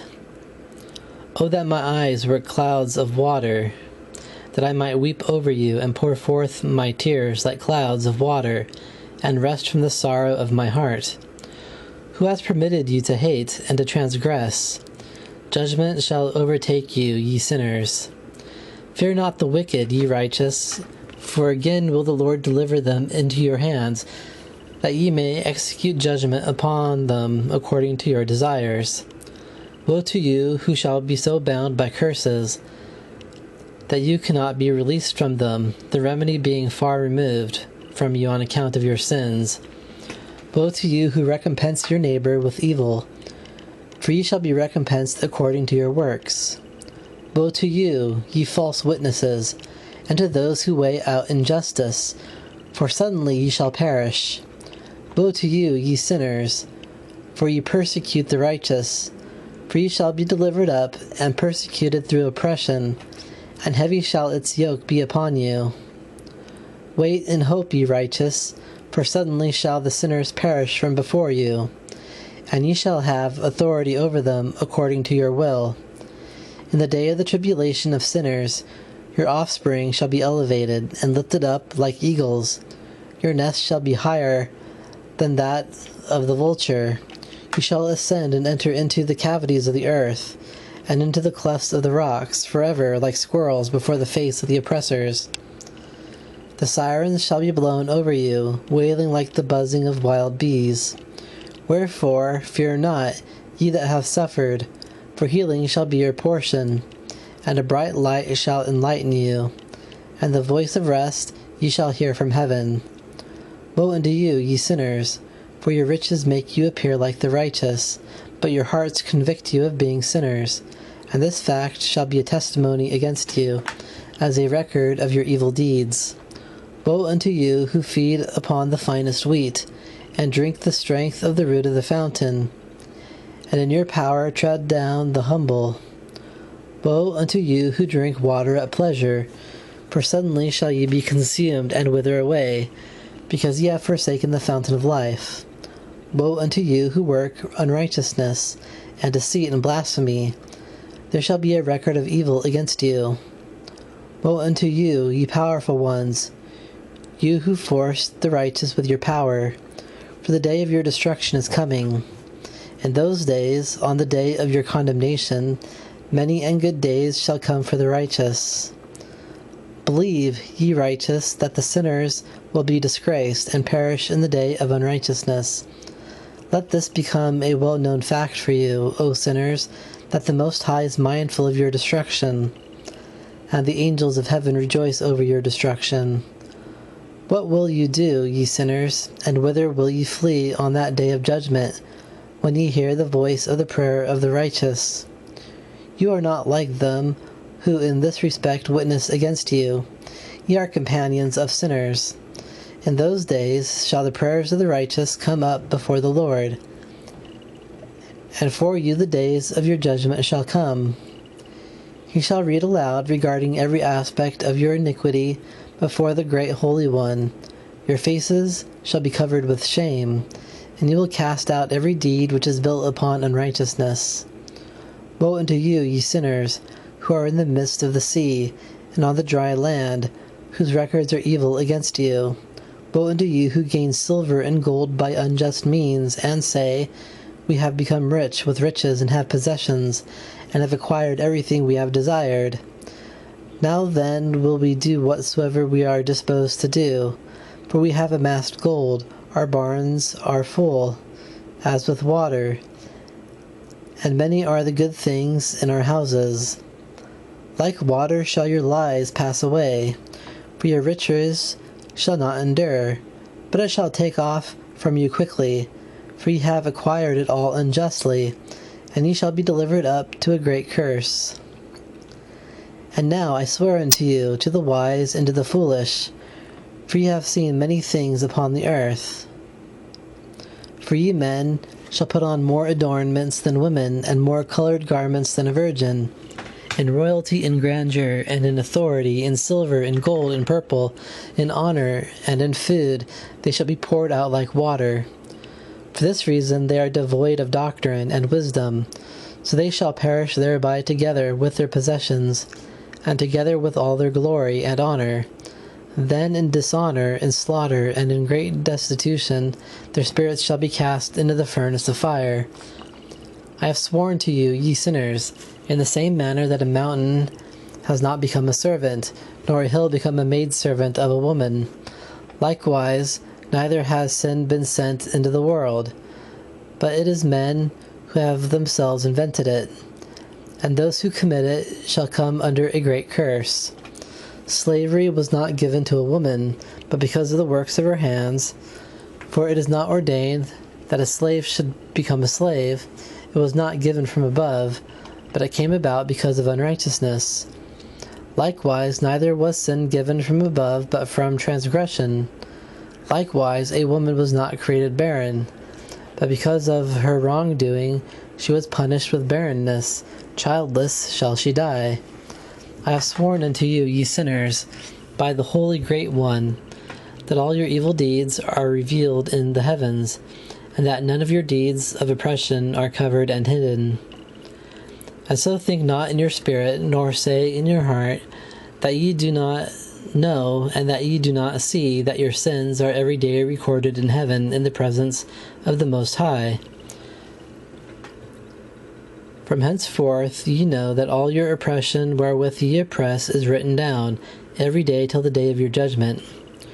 Woe unto you, ye fools, for ye shall perish through your folly. Ye do not listen to the wise, and ye shall not receive good things. And now, know ye that ye are prepared for the day of destruction. Wherefore do not hope to live, ye sinners, but ye shall depart and die, for ye know no ransom. For ye are prepared for the day of the great judgment, for the day of tribulation and great shame for your spirits. Woe unto you, ye obstinate of heart, who work wickedness and devour blood. Whence have ye good things to eat and to drink and be filled? Is it not because our Lord, the Most High, has abundantly supplied every good thing upon earth? To you there shall not be peace. Woe unto you who love the deeds of iniquity.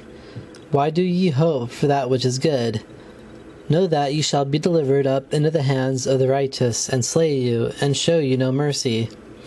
Woe unto you who rejoice in the suffering of the righteous, for a grave shall not be dug for you. Woe unto you who frustrate the word of the righteous, for to you there shall be no hope of salvation. Woe unto you who write down words of falsehood, and the words of error, for they shall write it down, and they will lead many astray by their lies. Ye yourselves err, and ye shall have no joy, but ye shall suddenly perish. Woe unto you who cause errors, who glorify and honor false words. Ye are lost, and ye have no salvation of good things. Woe unto you who alter the words of truth, and pervert the eternal law. They reckon themselves not guilty of sin. They shall be trampled on upon the earth. In those days make ready, ye righteous, to raise your prayers as a memorial, and place them as a testimony before the angels. And they shall bring the sins of the sinners for a memorial before the Most High.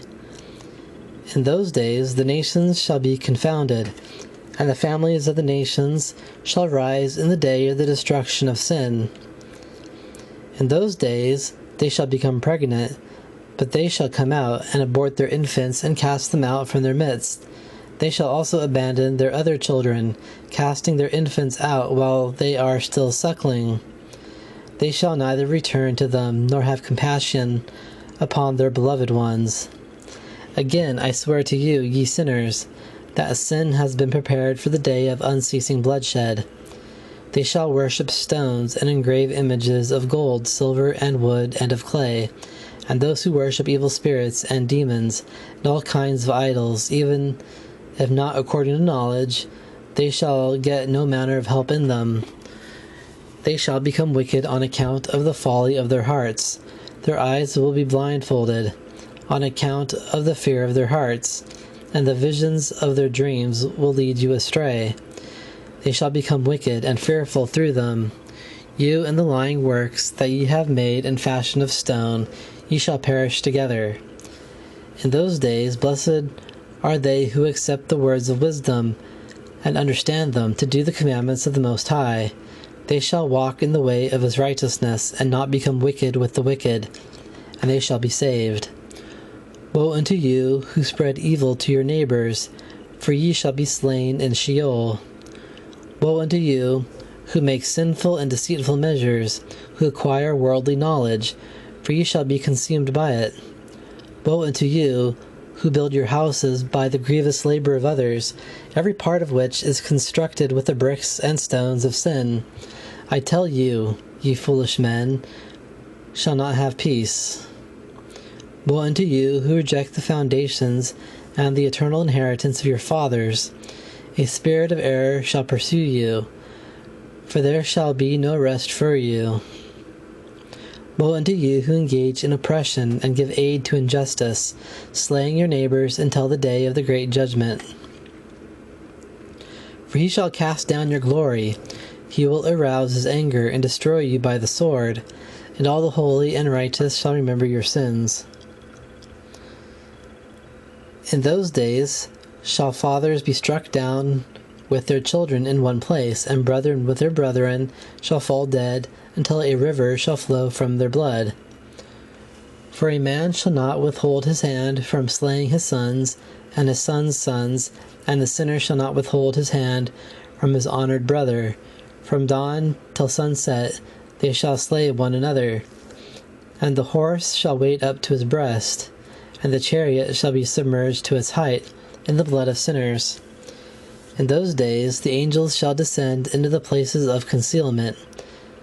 They shall gather together in one place all those who gave aid to sin, and the Most High will arise on that day of judgment in order to execute a great judgment upon all the sinners. And over all the righteous and holy he will appoint guardians from amongst the holy angels, to guard them as the apple of an eye, until all evil and sin are brought to an end. From that time on the righteous ones shall sleep a restful sleep, and there shall be no one to make them afraid. Then the wise among men shall see, and the sons of the earth shall give heed to all the words of this book. They shall know that their wealth shall not be able to save them in the ruin of their sins. Woe unto you, ye sinners, when ye oppress the righteous ones in the day of hard anguish, and burn them with fire. You shall be recompensed according to your deeds. Woe unto you, ye hard of heart, who are watchful to devise evil. Fear shall seize you, and none shall come to your aid. Woe unto you, ye sinners, for with the words of your mouths and with the work of your hands have you acted impiously. In the flame of a blazing fire shall you be burnt. And now know ye that the angels shall investigate your conduct in heaven from the sun, the moon, and from the stars, on account of your sins which you committed upon the earth. The judgment is with the righteous ones. Every cloud, mist, dew, and rain shall witness against you. For they shall all be withheld from you, from descending upon you, and they shall not give heed because of your sins. Now then, bring gifts of salutation to the rain, that it be not withheld from descending upon you. Perhaps the dew may receive from you gold and silver, that it may descend. But when the frost, snow, cold, every snowy wind, and every suffering belonging to them fall upon you, in those days you will be utterly incapable of standing before them. Consider then, ye sons of men, every work of the Most High, and fear ye him, and work no evil in his presence. If he shuts the windows of heaven, and withholds the rain, and the dew from descending on the earth on your account, what will ye do then? And if he sends his anger upon you because of your deeds, ye cannot petition him, for ye spake proud and insolent words against his righteousness. Therefore ye shall have no peace. And see ye not the sailors of the ships, how their ships are tossed to and fro by the waves, and are shaken by the winds, and are in sore trouble? And therefore do they fear, because all their goods and property go upon the sea with them, and they have evil forebodings of heart, that the sea will swallow them, and they will perish therein. Are not the entire sea, and all its waters, and all its movements the work of the Most High? And has he not set limits to its doings, and confined it on every side with sand? And at his rebuke it is afraid, and dries up, and all its fish die, and all that is in it. But ye sinners that are on the earth, fear him not. Has he not made the heaven and the earth, and all that is therein? Who has given the knowledge of wisdom to everything that moves on the earth and in the sea? Do not the sailors of ships fear the sea? Yet sinners fear not the Most High. In those days, when he hath brought a grievous fire upon you, whither will ye flee? And where will ye find deliverance? And when he sends his word against you, will you not be affrighted and fear? All the luminaries are agitated, and all the earth shall be shaken and tremble and be confused. All the angels shall fulfill their orders. The children of the earth will seek to hide themselves from the presence of the great glory, trembling and confounded. And ye sinners shall be accursed forever, and ye shall have no peace. Fear ye not, ye souls of the righteous, and be hopeful, ye that have died in righteousness. Be not sad because your souls have gone down into Sheol in sorrow, or because your flesh fared not well in your life, in accordance with your holiness. Indeed, the days that you lived was the day of sinners, a day of curse, and a day of plague. And when you die, sinners shall say concerning you, as we die, the righteous die. What profit have they in their works? Behold, like us, they expire in sorrow and in darkness. What advantage have they over us? Henceforward are we equal. And what will they receive, and what will they see forever? Behold, they too have died, and henceforth forever shall they see no light. I tell you, ye sinners, ye are content to eat and drink and rob and sin and strip men naked and acquire wealth and see good days. Have you not marked the righteous, how their end is in peace? For no oppression is found in them even to the days of their death. They were destroyed and became as though they were not, and their souls went down in pain to Sheol.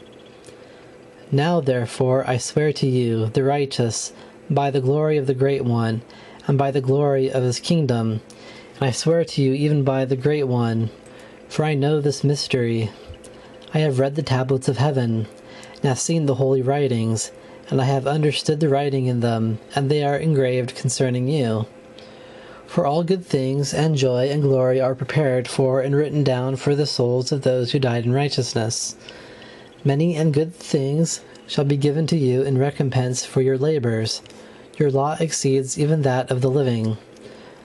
Their spirits shall rejoice, and their remembrance shall be before the face of the Great One, unto all the generations of the world. Therefore do not worry about their disgrace.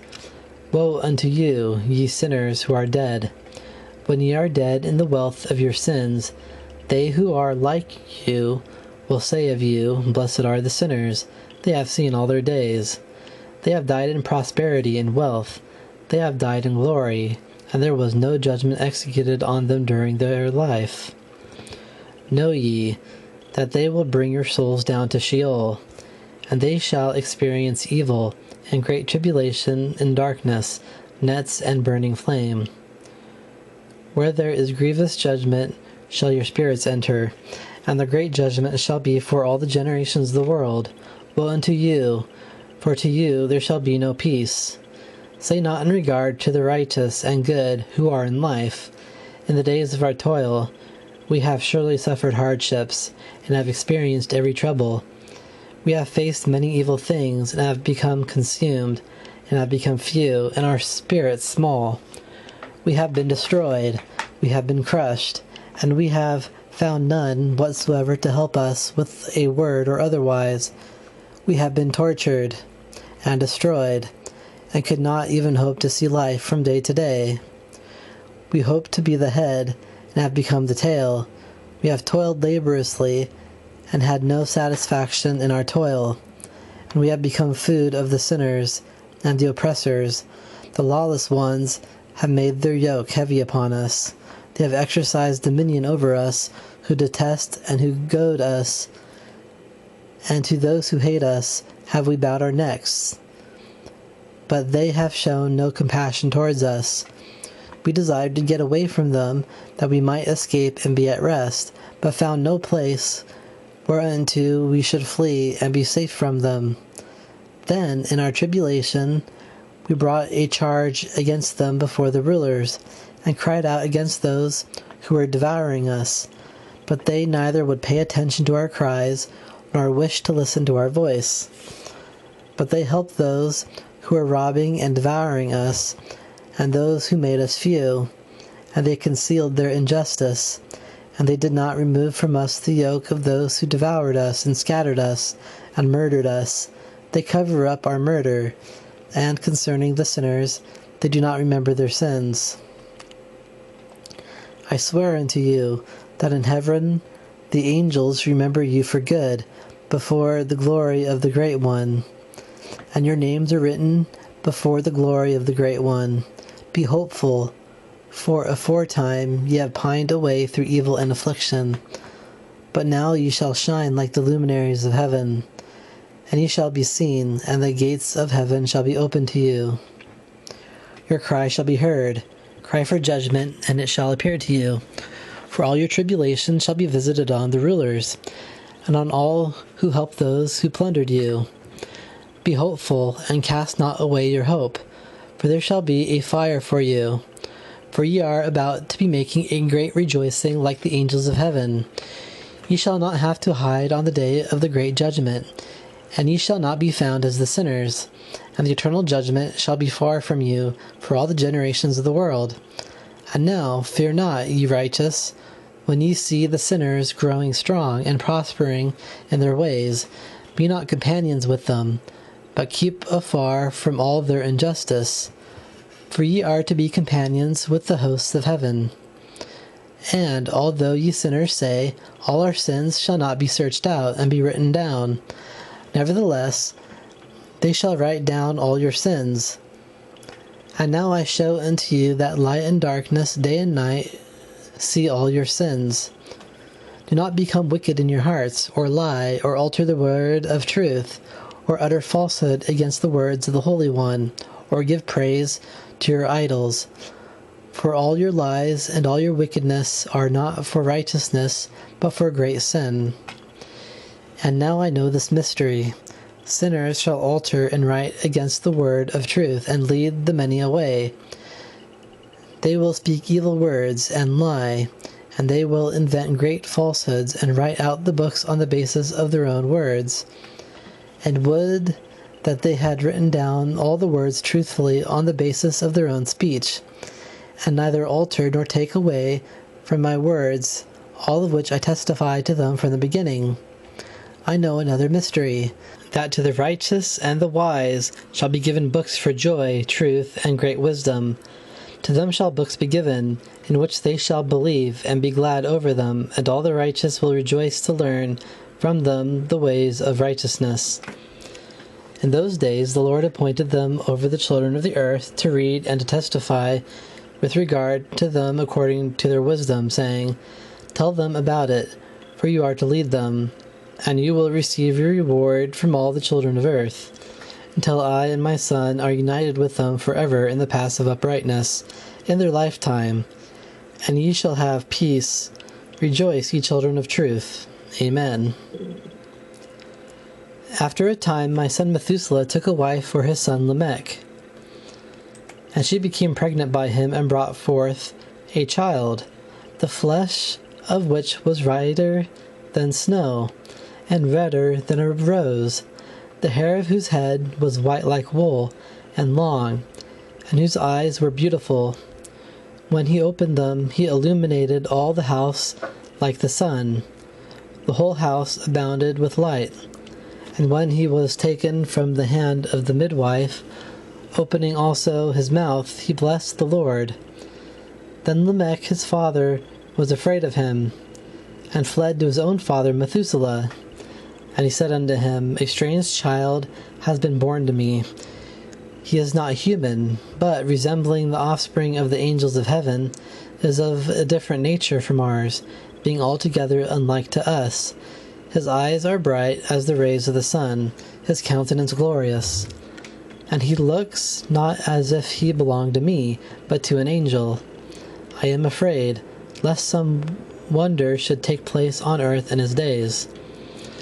And now, my father, let me entreat and request you to go to our father Enoch, and learn from him the truth, for his residence is with the angels. When Methuselah heard the words of his son, he came to me at the ends of the earth, for he had been informed that I was there. And he said to me, Father, give ear to my voice, and come to me. I heard his voice, and went to him, saying, Behold, I am here, my son. Wherefore hast thou come to me? And he answered and said, On account of a great event have I come to thee, and on account of a grievous vision have I approached thee. And now, my father, hear me, for to my son Lamech a child has been born, who resembles not him, and whose nature is not like the nature of man. His color is whiter than snow. He is redder than the rose. The hair of his head is whiter than white wool. His eyes are like the rays of the sun.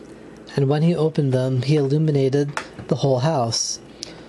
When also he was taken from the hand of the midwife, he opened his mouth and blessed the Lord of heaven. Then my son Lamech feared and fled to me, believing not that he is his son, but that he is from angels. And behold, I am come to thee, that thou mightest point out to me the truth. And I answered and said unto him, The Lord will make a new order on the earth, and this I have already seen in a vision, and make known to thee that in the generation of my father Jared they transgress the word of the Lord, the commandment of heaven.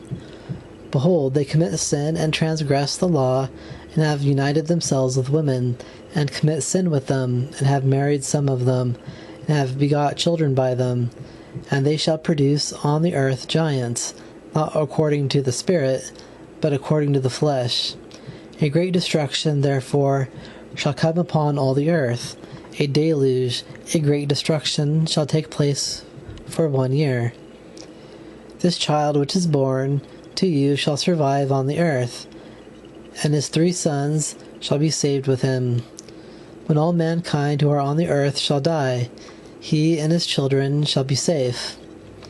Upon the earth shall a great punishment be inflicted, and she shall be washed from all corruption upon her. Now therefore inform thy son Lamech, that he who is born is his child in truth, and he shall call his name Noah, for he shall be to you a survivor. He and his children shall be saved from the destruction which shall take place in the world on account of all the sin and all the unrighteousness, which shall be consummated on the earth in his days. Afterwards shall greater wickedness take place than that which had been before consummated on the earth. For I know the mysteries of the Lord, which the holy ones have told me and showed me, and which I read in the tablets of heaven. And I saw written in them that generation after generation would do evil in this wise, and evil would be more and more, until there arose generations of righteousness and evil, and wickedness should come to an end, and violence should cease from off the earth, and until good should come on the earth upon them. And now, my son, go tell thy son Lamech, that the child which is born is his child in truth, and that there is no deception. When Methuselah heard the word of his father Enoch, who had shown him every secret thing, he returned with understanding, and called the name of that child Noah, because he was to comfort the earth after all the destruction. Another book which Enoch wrote for his son Methuselah, and for those who will come after him, and keep the law in the latter days. Ye who have labored shall wait patiently in all the days until the time of those who work evil is completed, and the power of the wicked ones is ended. And wait ye patiently until sin passes away, for the names of the sinners shall be blotted out from the book of life, and the books of the holy ones. Their seeds shall be destroyed forever, and their spirits shall perish and die. They shall cry and lament in a place that is an invisible wilderness, and burn in the fire. There is not ground there. I saw there something like an invisible cloud, for by reason of its depth I could not look over. And I saw a flame of fire blazing brightly, and things like shining mountains circling and sweeping to and fro. And I asked one of the holy angels who was with me, and said unto him, What is this shining thing? For it is not a heaven, but only the flame of a blazing fire, and the voice of weeping and crying and lamentation and strong pain. And he said unto me, This place which thou beholdest shall be cast the spirits of sinners and blasphemers, of those who shall do evil, and who shall pervert all that the Lord hath spoken by the mouth of the prophets, all which they ought to do. For respecting these things there shall be writings and impressions above in heaven, that the angels may read them and know what shall happen both to sinners and to the spirits of the humble, to those who have suffered in their bodies, but have been rewarded by God, who have been injuriously treated by wicked men, who have loved God and loved neither gold nor silver, nor any good thing in the world, but have given their bodies to suffering. who, since they came into being, longed not after earthly food, but regarded themselves as a passing breath, and lived accordingly. And the Lord tried them much, and their spirits were found pure, so that they should bless his name. And all the blessings destined for them have I recounted in the books, and he hath assigned them the recompense, because they have been found to love heaven more than their breath in the world. And though they were trodden under foot of wicked men, and experienced abuse and reviling from them, and were put to shame, yet they blessed me. And now I will summon the spirits of the good, who belong to the generation of light. And I will transform those who were born in darkness, who in the flesh were not recompensed with such glory as their faithfulness deserved. And I will bring forth in shining light those who have loved my holy name. And I will place each of them on a throne of his glory. And they shall be resplendent for ages without number, for the judgment of God is righteousness, because he will give faith as well as paths of truth to the faithful ones in the resting place. And they shall see those who are born in darkness led into darkness, while the righteous shall be resplendent. And the sinners shall cry aloud and see them resplendent, and they indeed will go to the place which was prescribed for them concerning the days and their seasons. Here ends the revelation of the secrets of Enoch.